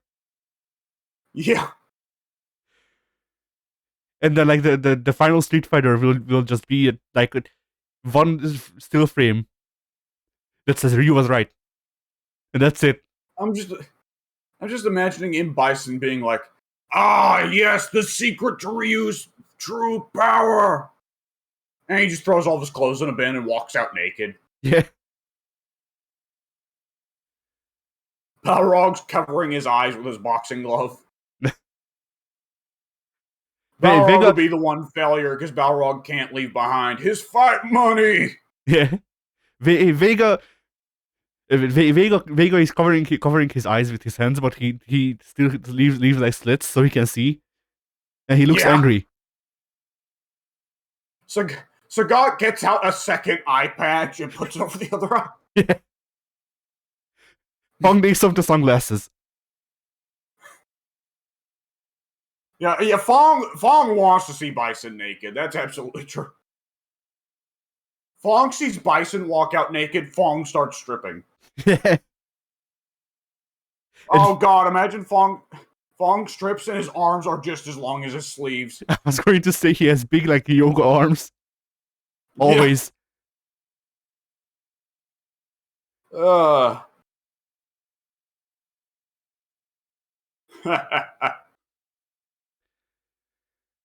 So yeah, I think we're both considerably happier with the initial Street Fighter 6 reveal than either of us kind of thought we would be, honestly. Yes. Like once again, I watched the trailer and I was like, okay, fine. I looked at the web page for it where they talk about the game mechanics. I went, okay, that's kind of interesting. I saw the leaked designs and I was like, okay, I'm probably pre-ordering the game if I can afford it, because fucking hell. Yeah. Like it's like I was cautiously looking forward to it, I guess is the best way to put it before. But now now they gave me reasons to care because there's single player stuff and Akuma has his best design yet. So yeah. And like the mechanics just sound like they got so many possibilities, right? Yeah. And correct me if I'm wrong, because I've not done that much research. But it sounds like, of course, there's going to be 2 meters again. And the super meter only fills up when you hit. It's there's not like even 4. slightly a comeback meter anymore. There's like 4. What? I remember like there's definitely like 2. There may be 4 meters. I guess if you count the health bar. If you got the health bar, presumably there will still be stun bar because it's still Street Fighter. Yeah. And like it sounded to me like there's a super meter and then there's the drive gauge, right? Yes. And the drive gauge is like Mortal Kombat 11. It refills with time. Yes, it refills with time, and I'm assuming with other stuff because I feel like I remember reading something about that, but I don't remember clearly enough to know. Yeah. Which, of course, raises the inevitable question of how do you get people to not turtle whenever their meter's empty? But we'll see, especially with how parry mechanics work, right? Yeah. Because the parry, evidently, you can do, like, it drains your meter, but, like, it refills it if you successfully connect it. Yeah, that and also, like, it shouldn't take too much to fill, because they are asking for a lot of resources. Because I don't remember if it's like 3 or 4 bars completely when it's filled. But there is I think there is the dash or something like that. Takes 3 bars to do. So yeah, Well, yeah, for that one, they kind of got to go big because Street Fighter, for one thing, it tries not to be combo heavy. And for another thing, because with Street Fighter, if you have Roman cancels, free Roman cancels, you can do a lot of fucking damage. Yeah, I'm just assuming that since they're Oh asking God, for so Keith. much, I'm assuming that since they're asking for so much, it's gonna feel relatively fast as well. Because if you don't have like, if you accidentally dash cancel something, because it literally is just a dash input. If you accidentally dash cancel something, then that's half of your meter, if not more. You know? Yeah, that's a really big question. How fast is it going to fill? Because again, they don't want people to turtle and wait for their meter to refill. But now EX moves go off the drive gauge, and Yeah. EX moves are pretty fucking important.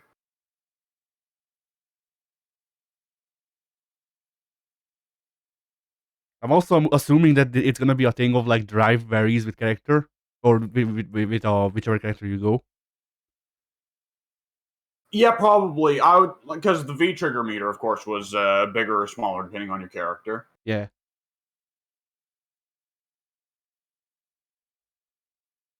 And then that can once again The tie into fucking like I'm just imagining shit for Akuma, but I imagine that if it is so, then it's just gonna be like here's like fucking 30 bars of meter, dash cancel everything, go ham. yeah,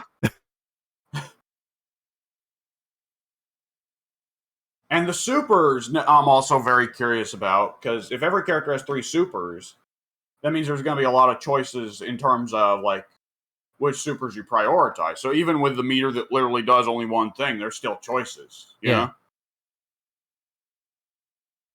Now imagine if one of the secret techniques in the game that's on purpose, but they didn't announce is empty gems. Empty gems? Empty jabs. I just can't speak. Oh yeah, build up meter by just crouching and low kicking at each other. I mean, I still hate it, but you know, that's a me thing. It's very I find it very amusing looking, and I appreciate that it encourages you to go on offense if you don't want your opponent to build up meter.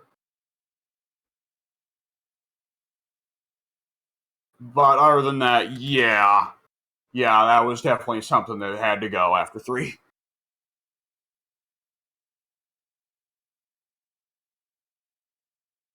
I'm trying to look up now what Ryu's supers are because they actually showed Ryu's three supers and the whole thing for advertising how simple. Oh, all of them? Yeah, they showed all three of Ryu's. Well, they didn't show the animations. Obviously, the only one we've seen an animation for was Shin Shoryuken. I'm going to look up if I can find where it is. I'm going to look up where they display the stuff about simple mode because they actually show Oh yeah, the it's inputs for and names of his supers. if you just scroll far enough, then it will show those. Yeah.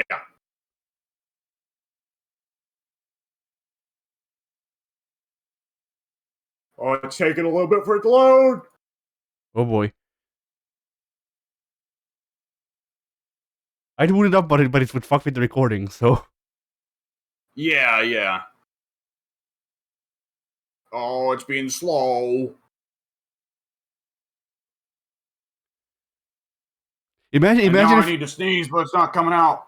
imagine if Capcom just went okay, the roster got leaked, and then just upload all of the reveal trailers at the same time. Just fucking Just release the game. yeah. Okay, so Ryu's supers are Shinku Hadoken, Shin Hashogeki, and Shin Shoryuken. Which one is the Shin Hashogeki? How is it written?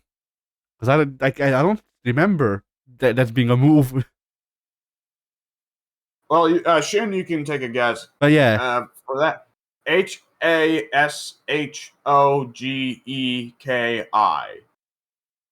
Hashogeki. That may be a new move. Probably will be. I mean, I assume everyone's going to get a new super here. Let's see. I'm also trying to look for it now, so I can check to make sure. Is it in Fighting Ground? Probably. I wish they didn't use these dumb names.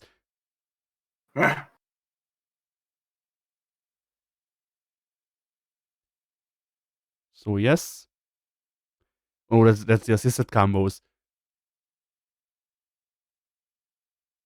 Where the fuck is it? Where did you find the moves? On the PlayStation blog. Ah, I'm looking on the actual Street Fighter page. Yeah, I tried that. Could not find where anything was, and also loads of assets that were taking a while to load. So I was like, oh, fuck this. Yeah, that's fair. I guess can you send the link over to the PlayStation blog? But I don't believe You the US. simpler for me to just send the picture. Oh yeah, you're right. Let me just go ahead and pull it up and copy image address. Here we go. There it is. All right, let's see. Let me open this up on the place where I can actually see it. I like technical difficulties. But yeah, that may be a new move. I can't tell it yet. Yeah, the picture does not give you much of a clue. I mean, no matter what, like, it's still Street Fighter, so he's gonna pick up some new techniques. Probably gonna. Oh yeah, Shinha Shogeki.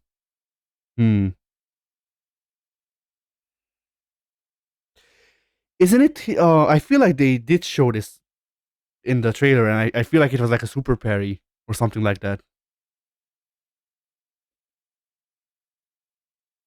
I don't recall.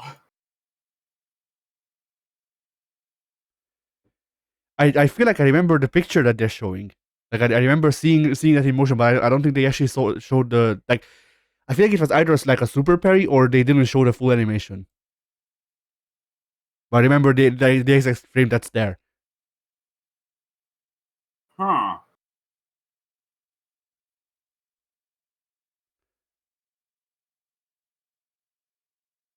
So yeah. Either which way, this definitely seems interesting for some characters in particular. Because let's be honest, there are some characters like if it's a return to the Street Fighter 3, Street Fighter Alpha idea of supers being more of a thing that you see constantly, and not the Street Fighter 5 idea of you might see a super and it'll be kind of lame. Yeah. The only good Like super supers being the only good super will be the Shangoku Satsuma. That's gonna suck to actually do. yeah. Akuma's got a variety of choices for supers. Really, Akuma's got lots of good ones. Yeah, like I for me, like I am biased, but for me, I want the Shangoku Satsu. I want the Kongo Kokuretsu, and whatever the fuck the air short the Tatsumaki the air Tatsumaki one that he had before Demon Armageddon. You know, the one that was in 3. Yeah. Like those are left one. yeah. Go ahead. No, you go ahead and wrap up.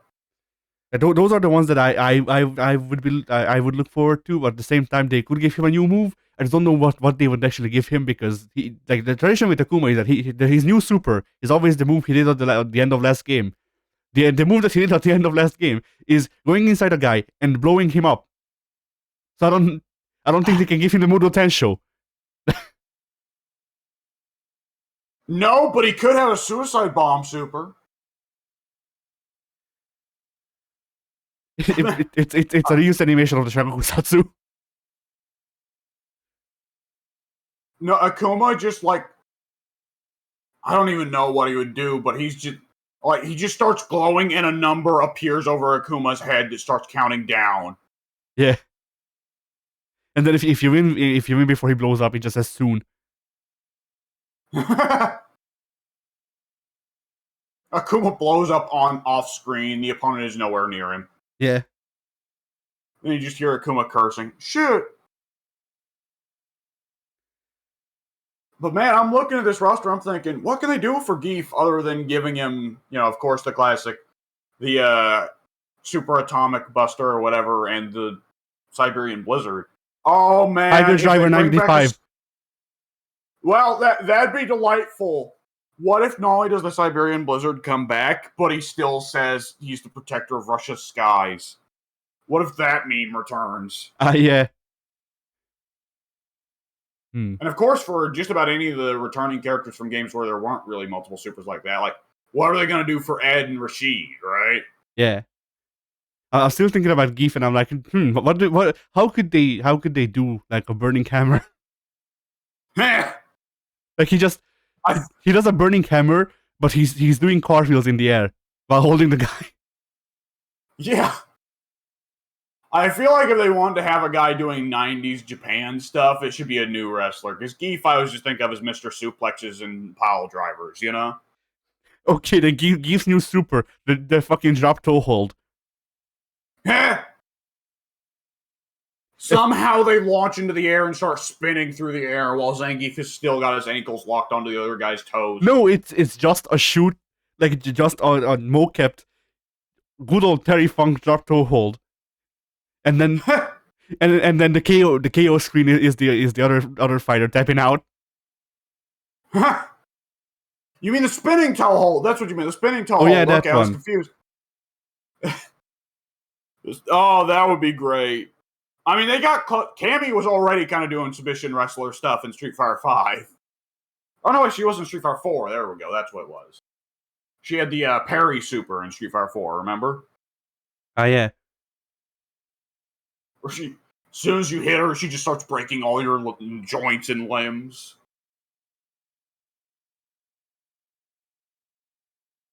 Oh, imagine if that's Cammy's story. After she's done saving the dolls, she's like, "Hey Zangief, show me how to wrestle." Cammy becomes the new Armika because the old one retired. Yeah.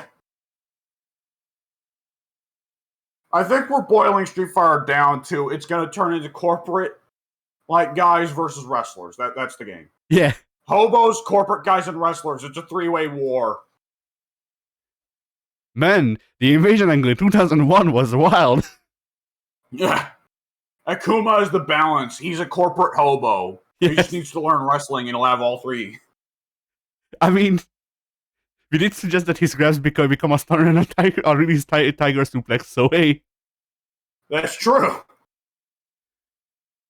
You say release tiger suplex as if like Akuma would do a bridge for a pin in Street Fighter.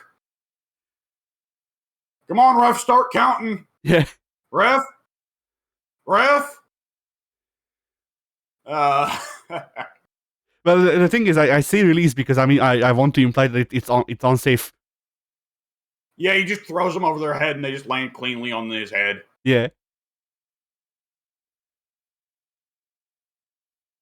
Because like if I don't specify release, then I assume he would do the bridge to hit them like properly and shit, and that's not Akuma.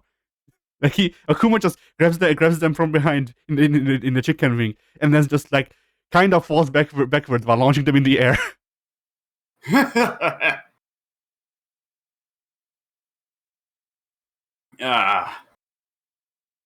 Yeah, Street Fighter 6 is looking good. What were the so other far. topics you had loaded up? Well, Them's Fighting Herds has released a season 1 roadmap. What is this thing of Lab Zero games not getting support until Mike Z drops dead? I don't know. Like, the longer this goes on, the more it seems like Mike Z was holding them back. Yeah. We named Lab Zero after the most incompetent man in the office. But yeah, so almost far, you could say like he was too busy watching porn to actually get any work done. He just goes to the office every day, gets in his office, turns on the computer, just unzips, and everybody else in the office tries not to look at him. Yeah. But yeah, so it seems that they're gonna be adding 2 characters each year. 2 this year and then 2 next year. And I can post the picture, I guess. Sure. But yeah, it's that. And like customization items for That's the lobby about the same avatars. rate Skullgirls releases characters, isn't it? I blanked Lobby out. What did you ask? Why is Yeah. I was saying that's about the rate that Skullgirls releases characters. And I look at this and the fucking lobby fashion pack. Is that a goblin pimp? Yes. That's not a goblin pimp. That's the goblin pimp. You're right. You're right. What was I thinking? I need to address him by name. Yeah. I'm imagining like a pimp named Slickback, but he's got some typical goblin name, so he's like a pimp named Gribbleneck or something like that, right? I mean, considering that this like started out as a My Little Pony thing, like he's not technically a goblin. He's shit. He's like sort of dragonish. I don't care. A goblin pimp, and he's like 3 feet tall, but all his hoes are 6 foot tall, like elf chicks. Like every time he tries to parade around the hose, they wind up stepping on him. Yeah. And unlike his Johns, he doesn't like it. he just gets trampled on accident. He's like, "Hey, baby, that's not cool." It's his gimmick. At this point, I'm like imagining a South Park Kenny kind of arrangement where he dies every time you see him. Yeah. And then the other big news that I found is someone found Italian Dong Dong. What? Yes. So it can't have the same charm that Dong Dong does, though. I don't know. I haven't checked. I looked at the thing and I went. Okay, yes, we need to talk about this, regardless of anything else. We need to talk about this. Yeah, there are some things. When we do this, there's some things that you look at and it's like, I can't watch this. This needs to be saved for when we're being recorded. Yeah, but so I guess I'll just post the tweet. Let's hope it doesn't get fucked up again. Okay, it's fine. Oh, that's quite a screenshot to start with, isn't it? Are you saying Italiuccio? Fuck. That's his name now. Italiuccia. Yeah, Italiuccio with sweatpants is not good. Oh, the sprites, they're so good. That's super. That's a Mortal Kombat 3 fatality. Yeah. I like the JoJo music in the background. I like that the two sprites were obviously taken in different lighting conditions. No, it's fine.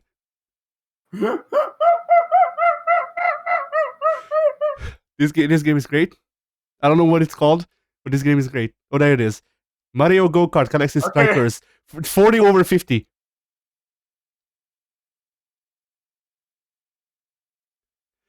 I just want to check it. If you didn't find the game's title, I would have taken one of the comments from the where I found it. Calling it Kazo Kazo no More Mai. Which is just Italian for Don't Never Die, more or less, from what I understand.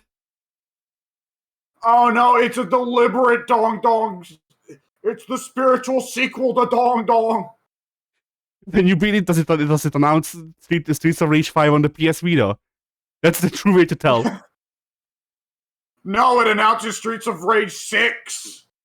On the PS Vita. Which raises the question of, was there a hidden game between Dong Dong and Mario Go-Kart Galaxy Strikers 40 over 5? Yes. I gotta say, Dong Dong has a delightfully goofy title, but I can consistently remember it. There is no way I'm going to remember Mario Go-Kart Galaxy Strikers 40 over 5. That's a fucking Kingdom Hearts title. These guys are taking the piss. These guys are taking the piss. Yeah, these guys are 100% intent. Yeah, this is 100% intentional. Like the 40 over 50 is literally just a mistake on a fucking I kicked the microphone because I'm angry, I guess. It's a mistake. it's a mistake on 365 or 12 days or whatever, which is Yeah. which is how you're actually supposed to read that. Yeah. Or no, it's 365 not over even. 12 days. No, it's not even that, because that would make sense. It's like it's specifically 365 over 12 or something like that days. It's not 365. It's 365. Of Like course. it's specified how you're supposed to pronounce it. I don't know why. See, there's some things that sound cool in Japanese language to Japanese folks with Japanese accents, but really in the States we should bother with translating it. Because the whole gimmick of that game is you're playing a year of Roxas's time as in Organization 13. So it should be 365 days. I don't even know what the 12 is. I think the 12 is just for the 12 days that Sean's with them. I don't remember. It's the 12 days of Christmas. Oh, yes, that's right. You have your regular 365-day year, and then you have your 12-day Christmas year. Yeah. But wait, I don't actually remember. Is Roxas actually like Roxas in that game, or it's fucking like it's Vento or something like that? Nope, that's Birth by Sleep. So, okay. So this is the doofy thing. So Yeah, Birth it's by Sora, Sleep. it's Sora's Heartless, and Sora's Nobody. That part I know. I don't remember which one's which anymore. Well, no, wait for it. So Birth by Sleep happens 20 years before Kingdom Hearts, right? Yeah. And you got Aqua, you got Terra, and you got, was it Ventus or Vanitas? I don't remember. Ventus, I think. Yeah, my favorite Starbucks sizes. And there was something. So Ventus's nemesis is Vanitas, I believe. Ventus looks exactly like Roxas. Vanitas looks exactly like Sora. Something happens there where Ventus and Vanitas get merged into becoming Sora, which is why Sora's Heartless doesn't look like Sora, even though everyone else's Heartless looks just like them. Or no, wait, nobody. They're nobody. Why Sora's nobody doesn't look like him? Yeah. Which is all very wraparound retcon for a very silly thing, just because, like, at some point, I think they decided, fuck it, let's show what Axel looked like before he was a nobody. Oh no, Axel as a regular person looks exactly like his nobody. So why does Sora's nobody look different? God damn the king. Like, it's just Nomura being given free reign to do whatever the fuck he wants. Results in that, or Final Fantasy VII Remake. Like, I don't know. Apparently, Nomura is very much one of those guys who can do good stuff, remake, but needs to be kept on a leash. I don't know, because apparently for remake, Nomura, like, the leaks suggested that Nomura was like the person pushing for them to keep the old story intact. Weirdly enough. Huh. Well, a lot of the changes sound like the changes Nomura would make, but at the same time, I could believe that Nomura would say, hey, fuck, I didn't screw up the first time I made Final Fantasy VII, just keep it normal. Yeah. Like, apparently it was a thing where some of the newer staff or something like that wanted to make big changes to the story, and Nomura was like, well, it's called remake, so I don't know about that. So they had to meet in the middle, which is what we got. Yeah. But then that's also like rumors, so who knows? Yeah. All right. Okay. What are the other topics you came up with? Well, I don't know if you've been following it, but the new the old new JoJo fighting game, All Star Battle Arc, has been releasing videos of a couple of characters. And I have not seen them, though. Honestly, that's one game I'm just gonna wait till the reviews come out, and then I'm gonna buy off the reviews. it's what I expected. Like it looks like it.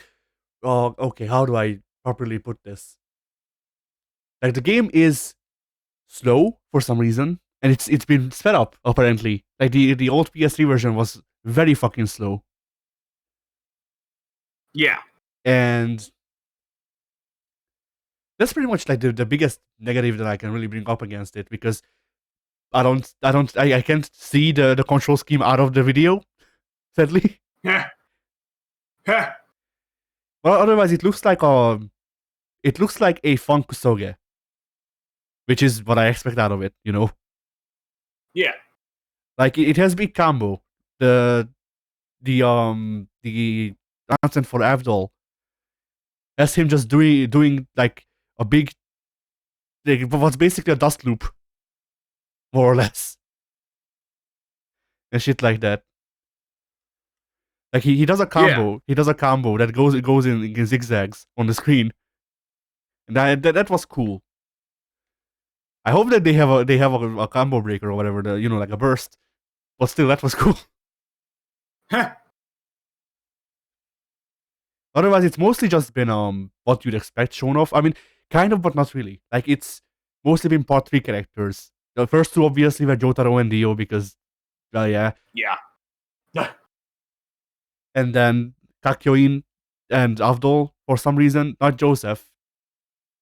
Sure, the one, Huh? the one. Oh, right, Jonathan got shown off as well, and he looks weird, but that's because of the way he's designed and not because of the game. Like that, one of Jonathan's moves is Zoom Punch, where his arms just become Dalsim, and that's a feature in the game as well, and it just looks really really scary. I'm not gonna lie, I didn't imagine his arms stretching out Dulcim style. I imagine his arms literally turning into Dulcim. Yes, that's what it does. Like the Jonathan didn't get a stand, but that's because he didn't need one. He already had one. It was Dalsim. But yeah, and then they also showed off Johnny, who is the technically a co-protagonist, I suppose, of the part 7. And Yeah. Johnny's an interesting character, and I was looking forward to actually seeing him in action because Johnny's like paraplegic or whatever, like he can't walk. So, you know, bit of a curveball there. Yeah. And so, in Eyes of Heaven, he can summon he can summon Hammon. Not really. Technically, yes. Spin is just like alternate universe Hammon, but whatever. Shit. He can summon his horse, Slow Dancer, and he doesn't really have moves, which is why he's not really fun to play in that game because he's just like he's a big range character that can't do much. So I was looking forward to seeing him in this game because it's a 2D, like a 2D close range fighter. They can't make him a fucking zoner in this game too, can they? Huh? And I mean they could, but they would have to like give him close range moves. Is my point? Yeah. And he seems interesting. Like it's obviously he doesn't have as complex moves as the people who can walk because yeah. Huh. But and he does have a lot of the range stuff that he does in Eyes of Heaven. But also slow dancer attacks in this game, which is pretty fucking like funny to have this guy on a horse using the horse as a weapon. And there's also He uses a horse. yes, What? like because Johnny can't walk, he has a stand switching mechanic where he can summon and desummon his horse. Huh? And That's pretty good. And if he's on his horse, he can use the horse as a weapon because the horse will attack instead of him sometimes. And when he's not on the horse, he can crawl along the ground. And just overall, a lot of shit that they showed off so far with the characters seems interesting. Like it's not, it's not gonna be like the top billing for Evo, I don't think. But it's a game where like if it's a game that I can see us being like, oh, I'm sick of playing, I don't know, whatever amount of fighting games we usually play, and then just popping it in for like an hour. It's one of those games. Yeah. Like it won't be our favorite, but it's a game where you do combo theory more or less. Like Huh? it seems like a game where you go, I wonder if if I can move, like chain this normal into that special, and then you try and you can, and it resets a combo. and then you just start playing basketball. Those kinds of games where the question of will a combo arises, and the answer is always yes. Yeah, more or less. Like I saw a thing where for Kakyoin's showcase, they just had him play like the biggest fucking set play. Because Kakyoin is a longer range character than most, because that was one of the gimmicks of Emerald Splash. And what they did is that he can shoot at these emeralds, I guess, in the air that can hit people up like reptiles balls.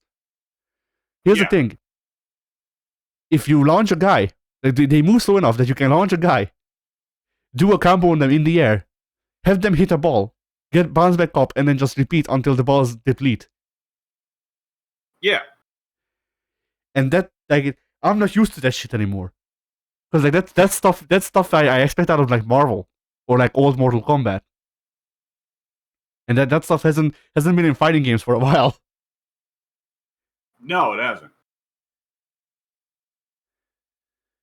So yeah, like I'm looking forward to that game as well. It's Yeah. once again not I don't think it will be like particularly great, but I think it will be fun, and that's what matters to me. I think we may be coming up on a bit of a good time for fighting games, honestly. Yeah, Because, I mean, like, there's, of course, the stuff that we've already been talking about, Street Fighter 6 and JoJo's, and, of course, the Darkstalkers remasters. I'm going to wager that I think NetherRealm has probably learned that what they did with Mortal Kombat 11 did not quite work, and they will probably go in a different direction. Obviously, that is no guarantee. Skullgirls is getting more DLC characters. I have not got to take a look at the new chick yet, but I hear she's awesome. And, of course, there's probably more. Well, there's Project L, which will be coming whenever it comes, I guess. Multiverses, I hear, is actually hilariously fun to play, which is curious. yeah, multiverses. Yeah, go ahead. I was expecting that game to stink, honestly. Yeah, multiverses. I mean, it depends on your experience with Smash, I think, because I watched two people play it. One of them, like I guess I can call them out by name because who gives a shit. But yeah, I watched Germa and Vinny Winesauce, and Vinny used to play Smash with Chet a lot for a while, so he's actually like kind of Yeah. good at Smash. Heh. On the opposite side, Germa didn't play Smash as much, I don't think, and Vinny didn't like multiverses because he said that it just really feels like slightly off Smash, and he just wants to play Smash instead. Like it makes him want to play Smash instead. Whereas Germa had a lot of fun with it because I assume he didn't have as much experience with Smash. Yeah, it'll definitely be interesting to like get to grips with that. Like just from I've not actually seen too much footage of it. I've heard a lot of praise, and specifically, I've heard Pat and Wooly talk about it, and what they talked about sounded really interesting. For one thing, Pat, his initial takeaway was, "God damn it, my favorite character is Superman. I hate this." Because he apparently like had a really good time with Superman, and specifically what Pat said that interested me was he felt like playing Superman in multiverses. Like he said, this is how Superman should play in every fighting game. And Soon did show me a clip of Superman in that game doing chain grabs, where he flies up, grabs you, uppercuts you into the air, then flies up and grabs you while you're in the air, slams you down, flies down, grabs you, throws you off the stage, so on and so forth. He learned it from his favorite KWF character, Clark Still. Could you imagine if Superman could do king chain grabs? He had a suicide move, but like other people can, like there is no escape, and it's just the rolling cradle. Yeah.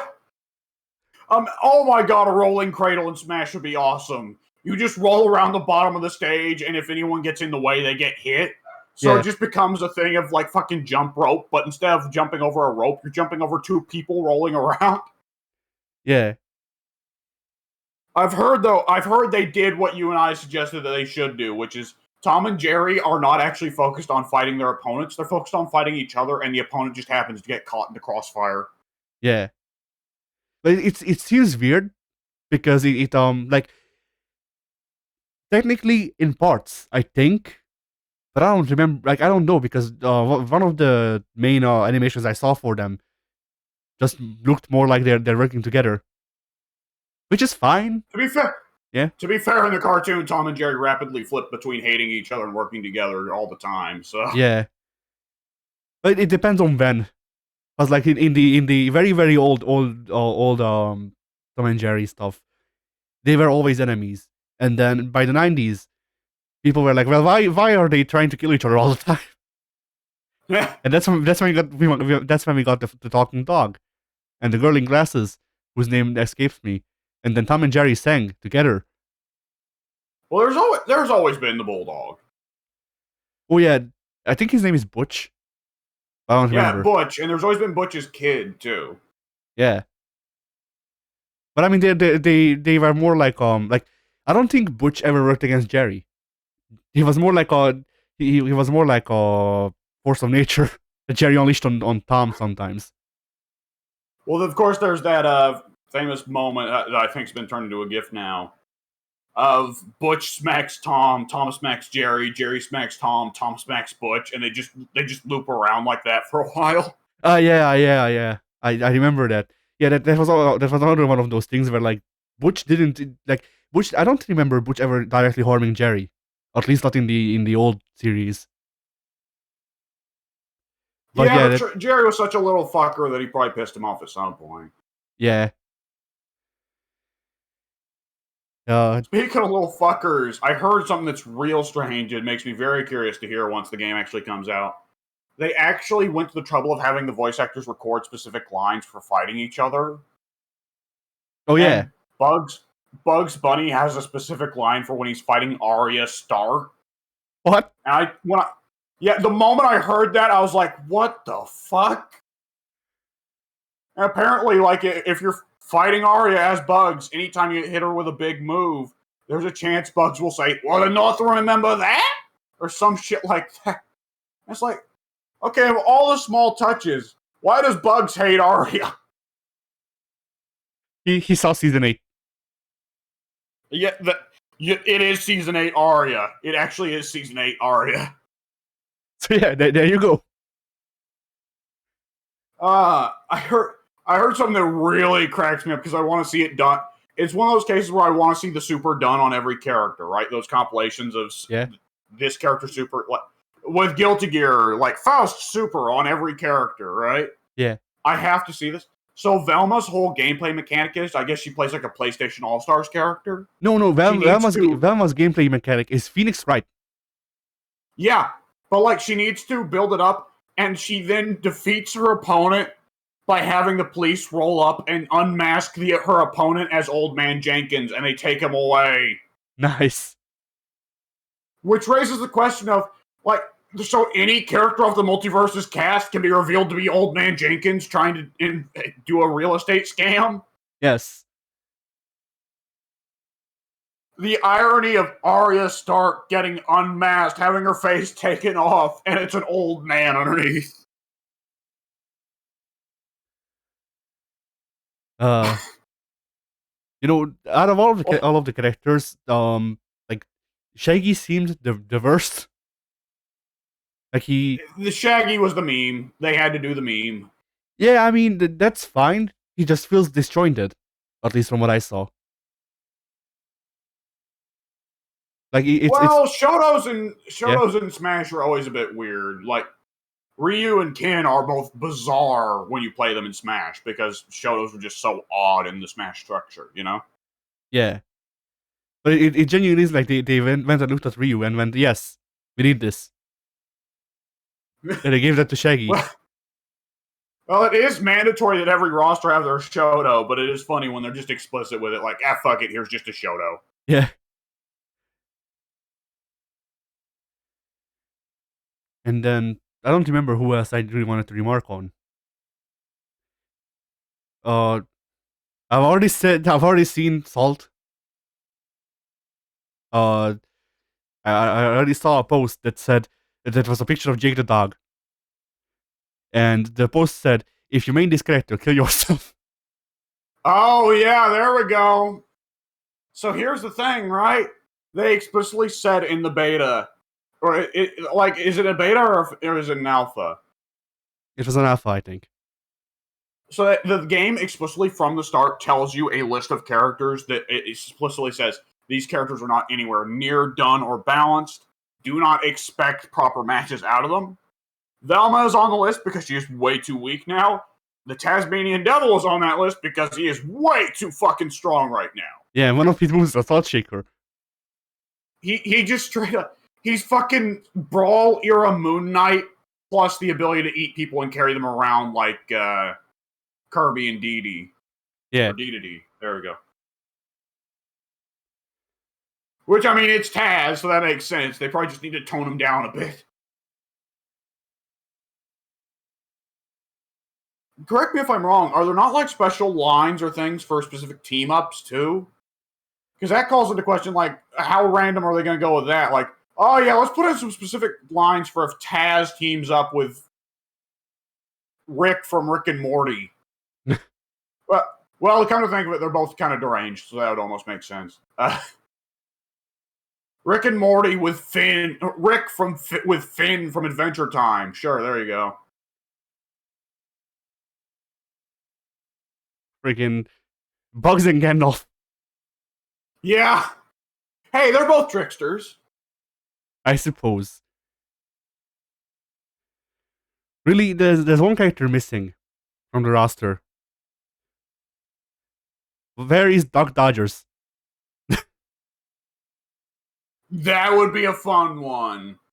Like instead of adding a Green Lantern or adding Daffy, just add Duck Dodgers. Problem That's what I was solved. about to say. Was the problem was people would see him and go like, "Well, we want the individual versions, not the combined version." But it takes up less roster space. That is true. They got to make a lot of room for Godzilla, who will take up half the screen. Yeah. Did you see adding? I saw the leak, but it was probably fake. Well, the trouble is, soon apparently he showed me where it's found. Where in the files, there's some of the stuff is already set up for Godzilla. He's not got a model or anything in the game right now, but some of the gameplay stuff is set up for him. And Godzilla, like they put Godzilla's mechanics on Shaggy's model. Oh. And Shaggy instantly grew like fucking 10 times and takes up half the goddamn screen. Nice. Godzilla is like not quite to scale because then he'd take up the entire screen.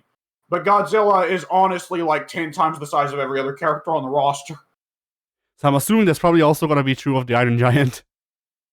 Probably. And King Kong, when they inevitably had him too. Probably, I wouldn't be shocked, more giant weirdos. So it's just straight up like, is this like, are they finally making a fighting game character who's bigger than Kusarigeta? Yes. But now imagine Tez eating Godzilla. Yeah, that's what I was about to say. Like, are there any grapplers on the roster? Superman and Taz both seem reliant on grappling. Like, is Superman gonna still chokeslam Godzilla? I mean, okay, like that's not too far fetched for Superman, though. You're right. You are right. But I'm just imagining, like, Taz has to spit them out at some point too. Like, does Taz have to take an hour to vomit Godzilla out? Yes. Also, how on earth do you have characters of that size in a Smash game? Like, I'm just cracking up at the idea of Arya Stark hits, some kind of stab to Godzilla's face, and Godzilla sells it by flying back 500 feet at high speeds, right? Yeah. I'm assuming it's gonna work similar to Abyss. Abyss? Marvel 2.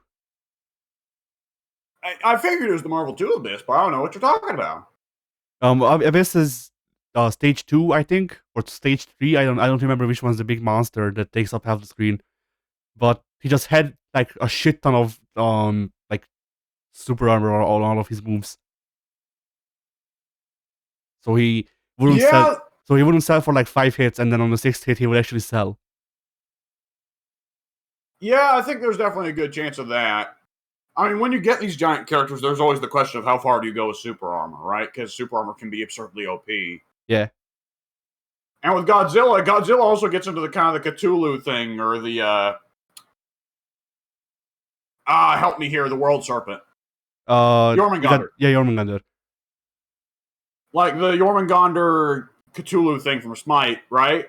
Not only is this a character who is fucking massive, all their attacks logically should cover the whole screen, right? Yeah. Because Godzilla's got some stubby limbs, but he's got a massive tail and he's got the atomic breath. No, it's fine. Shaggy will solve it. Yeah. The game must have some kind of blocking and parrying mechanic, so the thought just occurred to me of like Godzilla tail whipping Shaggy and Shaggy Street Fighter 3 parries. Yeah, moment 39. That's the dumbest goddamn thing I've ever thought of. I feel like it would be funnier if it was Velma. Yeah. So I play Smash Brothers with my family. I am definitely loading this up as soon as it releases to play with my family. I am very interested in the idea that the first match will be Shaggy versus Godzilla or something stupid like that. Yeah. Like, I'll admit, the closer we get to when this game first was announced and Soon was getting hyped for it, I was like, this is the stupidest goddamn thing, and I am not excited to have to hear Soon talk about it. But the closer we get to release, the more I'm actually like, okay, this actually sounds really interesting in an insane way. This sounds like somebody's crackpot Mugen, but then you actually load up the Mugen and every character is really hype, you know? Yeah. Like it's all custom sprites and shit. Yeah, it's like when you load up Mugen and it's like, oh no, it's Shaq from Shaq Fu. This is gonna suck. And you click on it, it's like, oh no, Shaq's cool.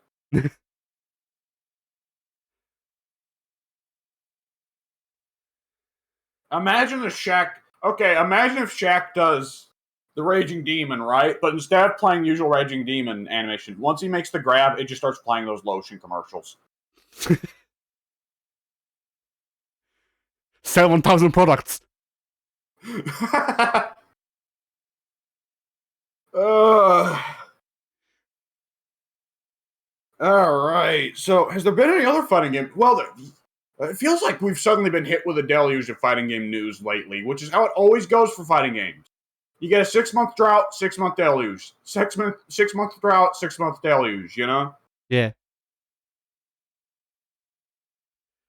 Let's see. But is there anything?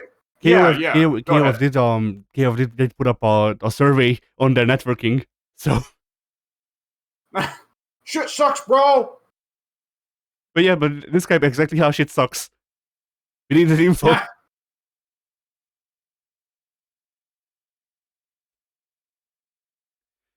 And that's pretty much all the news that I can remember and have saved, I think.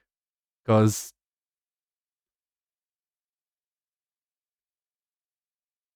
all right then. What have you done fighting game wise this past 2 weeks? Oh, before that, I suppose here's something. So apparently, Capcom suggested recently that it could revive some of its dormant game series, which just circles back to Darkstalkers more or less. But you know, yeah. Well, the three that it always loops back around to: Darkstalkers, Rival Schools, Power Stone. No one's asking for a Cyberbots sequel. There's plenty of people who like Cyberbots, but they're satisfied with Cyberbots 1. I want Buster Cross 2. That one's more on Arxis, you know? Because Arxis gonna have the free time, because Arxis is now making everything. I feel like that's on both of them, because like that's on Arxis to have free time and on Capcom to actually give a shit about Basara as an IP, you know. Yeah, I was about to say, like, they're gonna have to revive Basara as a whole before they look at that. It's not dead. They're just selling rice cookers. I'm not joking. Huh. Help me. No. The genuine is not a joke. Like they Basara branched out from video games into rice cookers, manga, and I think Gakuen Basara got a second season, but that's about it. Yeah. I'm not even sure because I didn't watch it. If it did. Gakuen Basara would have been more interesting if it wasn't just like the season 3, but in a school. Jesus Christ. Yeah. things are bad with Basara as an IP. Yeah. It's been nearly 10 years. Like, just shoot. Uh, Yeah. It's one of those things where it's like, oh, so. Well, we can't set it in Sengoku era Japan. Let's set it in a high school instead. And it's like, wow, this is Japanese as fuck. Yeah. And I mean, like, for the series, once again, it's the thing of, like, if they don't release a new Basara game of any sort in 3 years, then it will have been 10 years since the last one. Because Yukiden was a spin-off, and the gacha game died in its infancy. So, Yeah. so yeah. Whew. Yeah. Jesus. I just want to eat, man. Resident Evil gets everything. To be fair, I'm going to be the first to say we didn't need to eat on this particular occasion. Resident Evil 4 did not need a remake. It's getting one anyways. No, but you don't get it. They need to remove all of the, like, too sexist lines that I remember.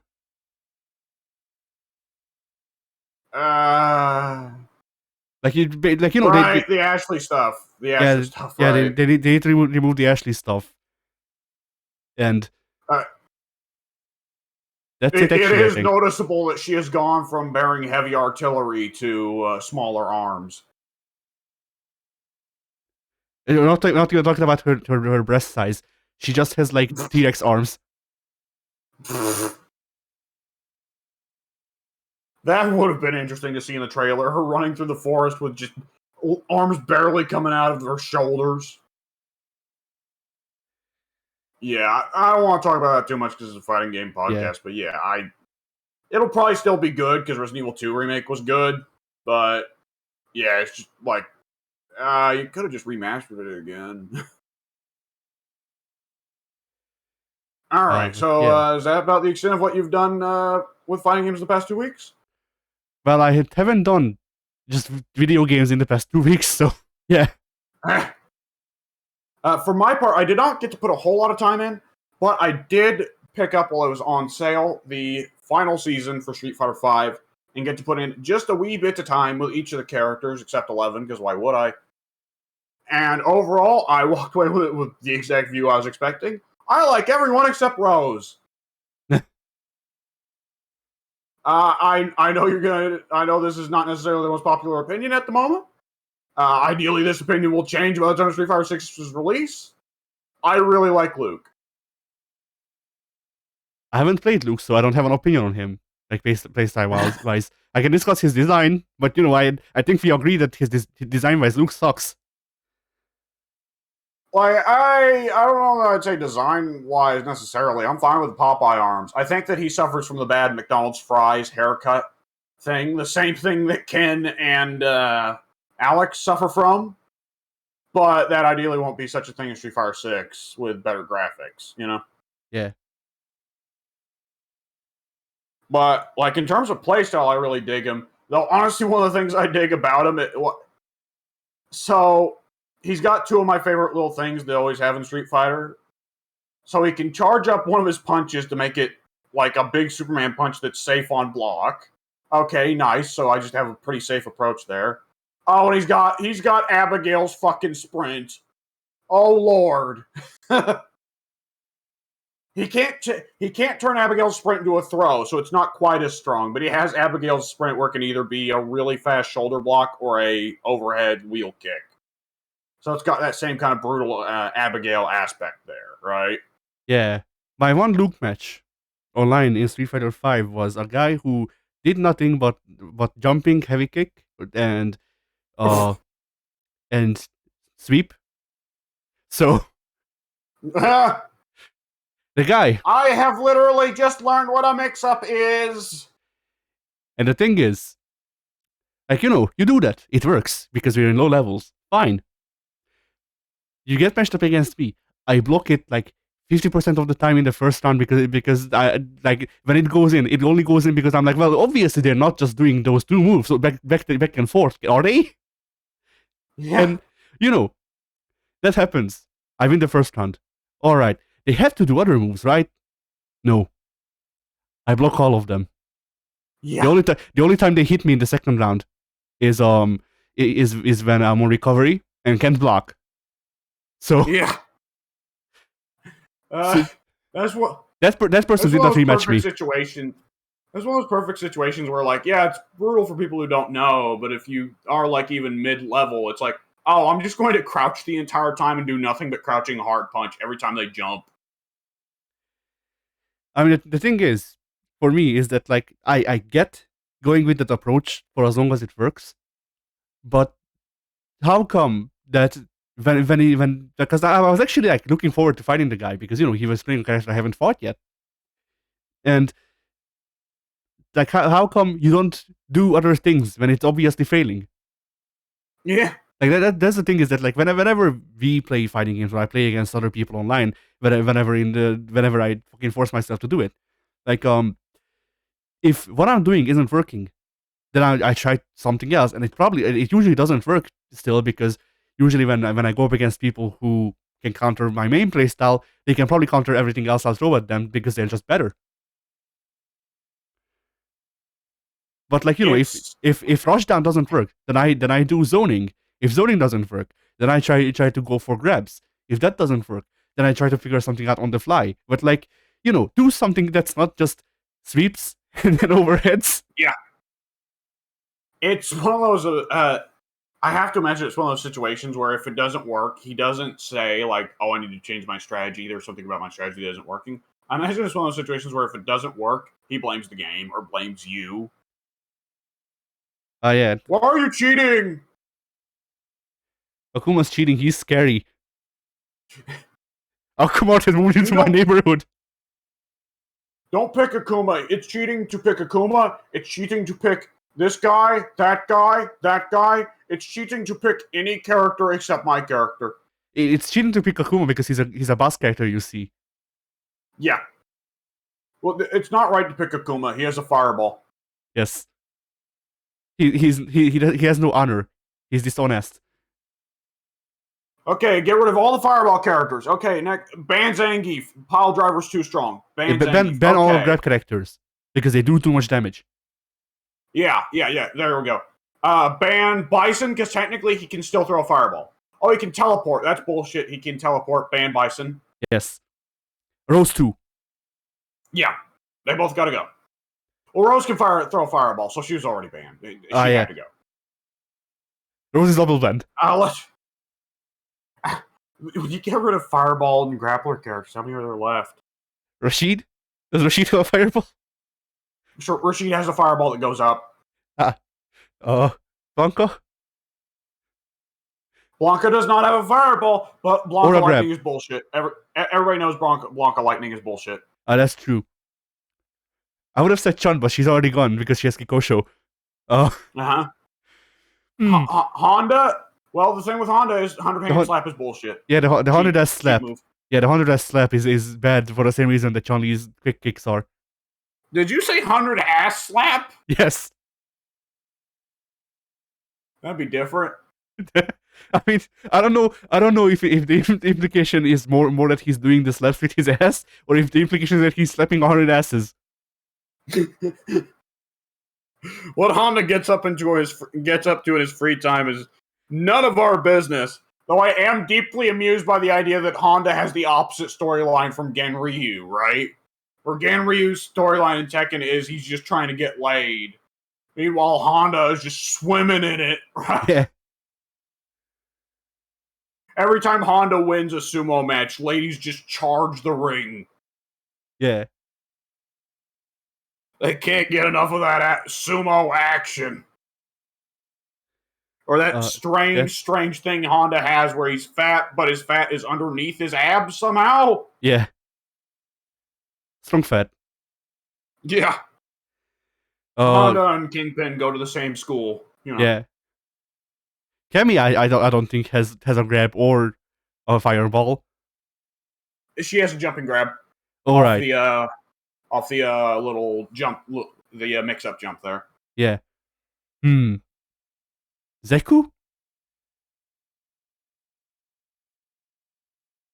Does Zeku's stance change thing count as a grab? No.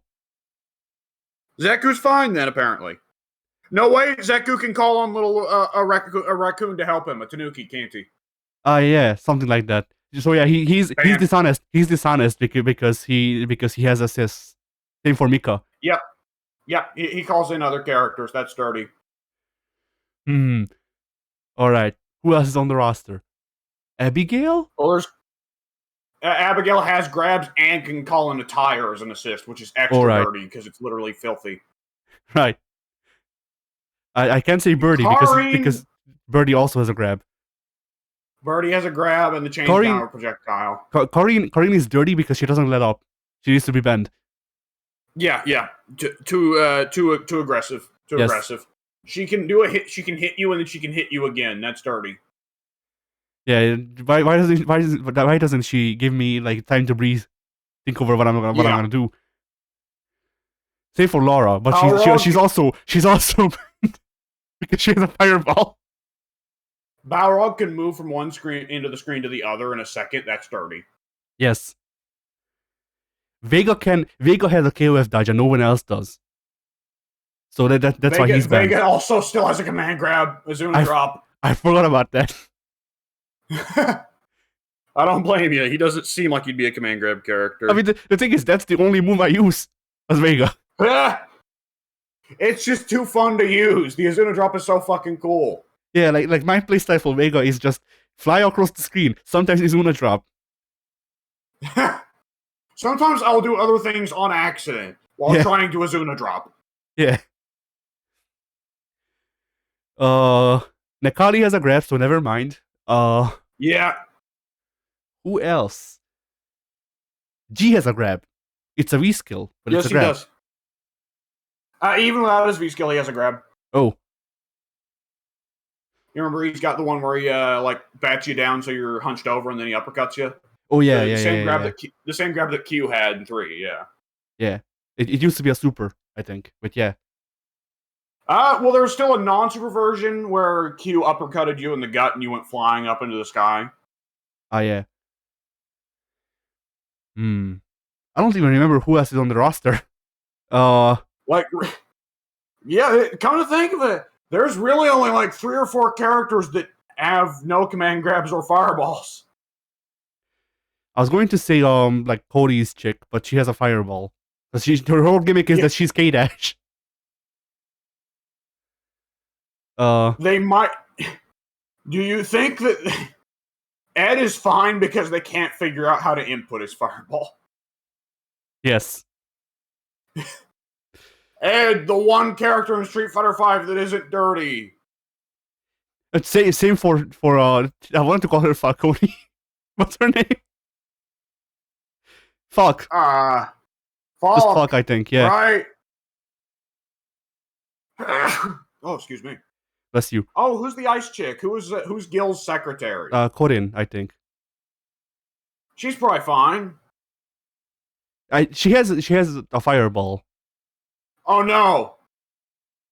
Like she can summon ice above people, I think. You're right. Like she's Rimururu. I think we've reached the conclusion every character in Street Fighter, nay, every character in fighting games is dishonest. Except for Soul Bad Guy. A character who is pretty well guilty of everything we have just said for every Street Fighter character. Yes. He has a fireball. He can cover the screen in a matter of moments. He has a command grab, and he is notorious for an offense that does not let up.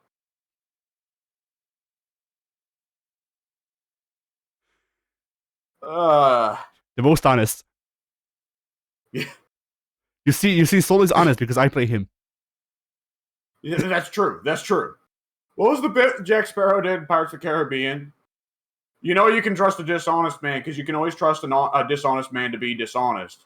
But you never can trust an honest man because you can never predict what they're gonna do because they're always honest. Yeah. Something like that. I actually am like genuinely thinking about just who are characters who you couldn't complain about. 11. See, that's bullshit. I can't predict who you're gonna play. That's right. Who the fuck is on the fucking roster of Street Fighter 5? I don't remember at all. Akira. She has assists. Never mind. Yeah. Dan, maybe? I mean, he can throw fireballs, but they suck. Yeah, I was about to say, for Dan and Laura both, I'd be inclined. Well, Laura's got command grabs, right? Yes. She'd still be dirty.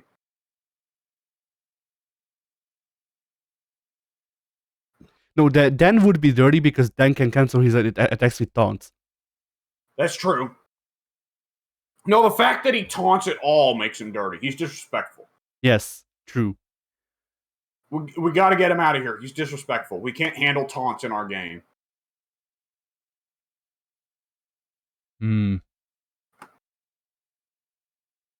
Luke is dishonest because he also has fireballs, I think. Yeah. It's punch balls. Yes. He throws his punch at you. The Steve Foxes. I like to imagine it's not even anything like that. It's just Luke punches in your general direction and you're so intimidated you take damage. Yeah. Okay, we all know Fong's the dirtiest character.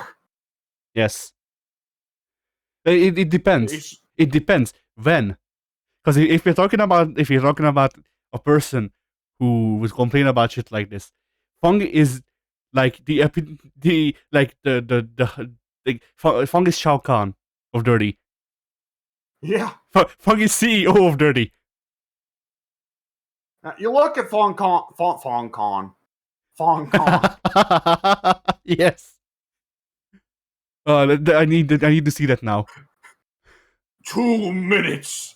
You will suck in 2 minutes. Yeah. The sledgehammer has needles. He just projects poisonous sledgehammers out of his sleeves. Yes.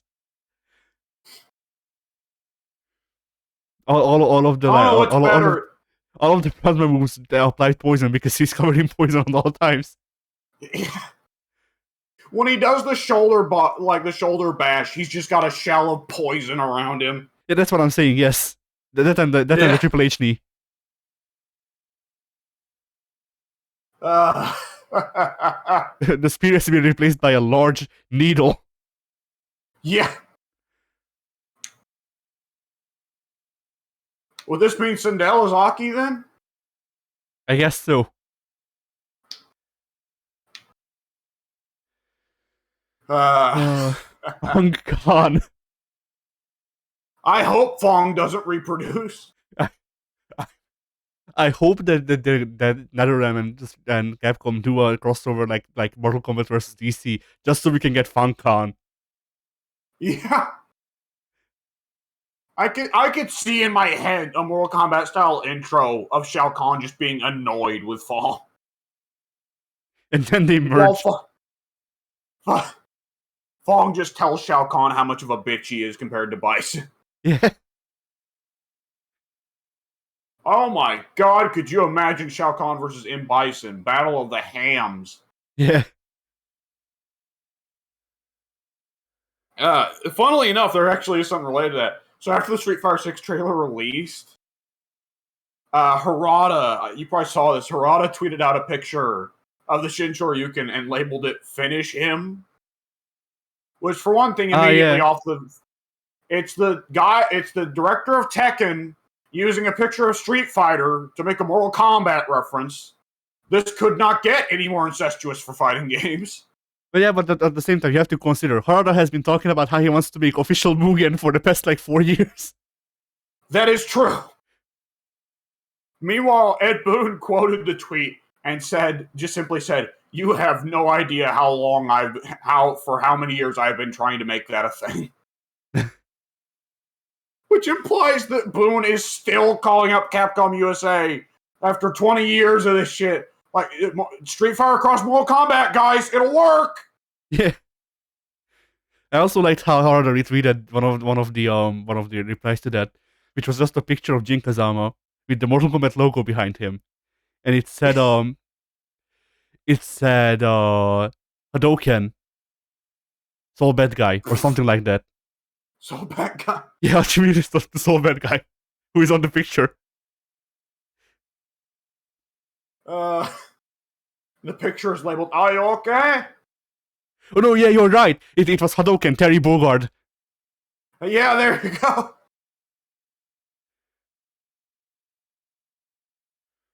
That right there, that's like when you think of like, no diss to Guilty Gear. I love Guilty Gear, but like that's the fighting big game four, yeah. crossover of the '90s. Yeah, the big four. Yeah. Like I love feel like if they, Go ahead. You go ahead. You go ahead with the Guilty Gear thing. All right, but yeah, I was just going to say I love Guilty Gear, but like, you know, Guilty Gear only recently got popular with most people, and even though I've been around Guilty Gear for longer, like I can, you know, look at it and go, yeah, makes sense why people wouldn't think of Guilty Gear as like one of the classics because it came out around 2000, and the first game was kind of stinky, like. Yeah, and like Guilty Gear makes more sense to cross over with, well, of course, BlazBlue, obviously, but like makes more sense to cross over with like Marvel Infinite, right? Or Yeah. not Marvel Infinite specifically, but Marvel versus Capcom. Yeah. Marvel versus Guilty Gear. Yeah. I mean that would be a game. Yeah, it would. Oh man, I would. Soul Bad, like the round start animation for Soul Bad Guy versus Iron Man is a drinking contest.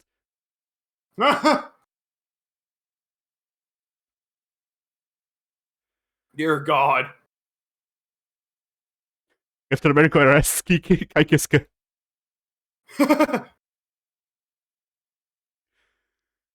What, does Kai Kiska evade taxes? Dizzy.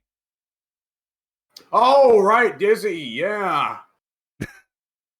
Well, I feel like there would be more of a thing of Scarlet Witch and Kai showing up and both being like, yeah, robots, man. Yeah. Gotta love them.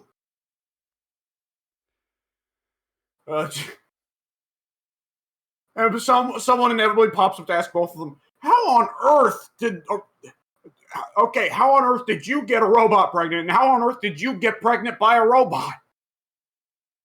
And they just both go magic at the same time. Yeah. I'm trying to think of what other funny interactions there could be. I feel like Ghost Rider would hang out with Johnny because like Johnny has the same like aesthetic or like similar.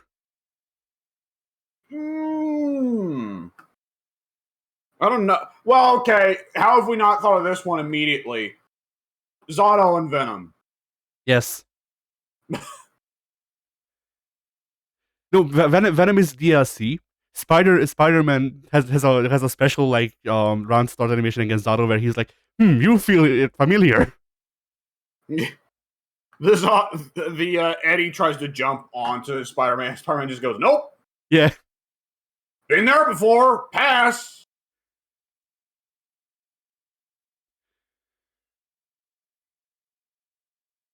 It's always those funny occasions when a character who's clearly inspired by another character in another work of fiction gets to meet that character in a crossover, right? Yeah. Like, how many Killers in Dead by Daylight are ripoffs of famous movie killers? But then the movie killer's in the game, too. So It's like, what? I feel like... I feel like there's the guy in Marvel 1 in the samurai costume. I feel like if he got added, then Chip would like nerd out over him. You want to talk about Silver Samurai, are you? Maybe.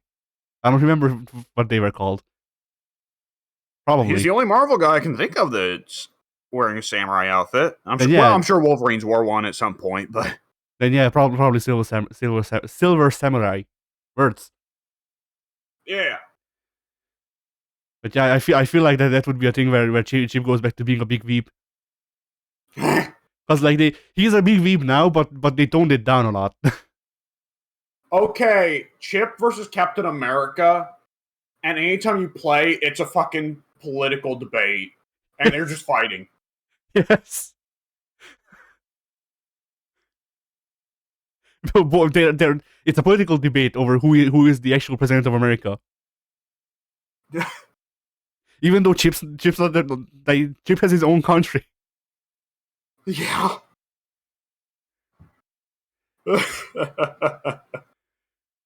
Shit. All right, I believe we could probably go ahead and call this a fighting games were.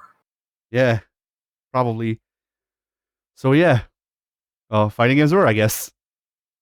Yeah.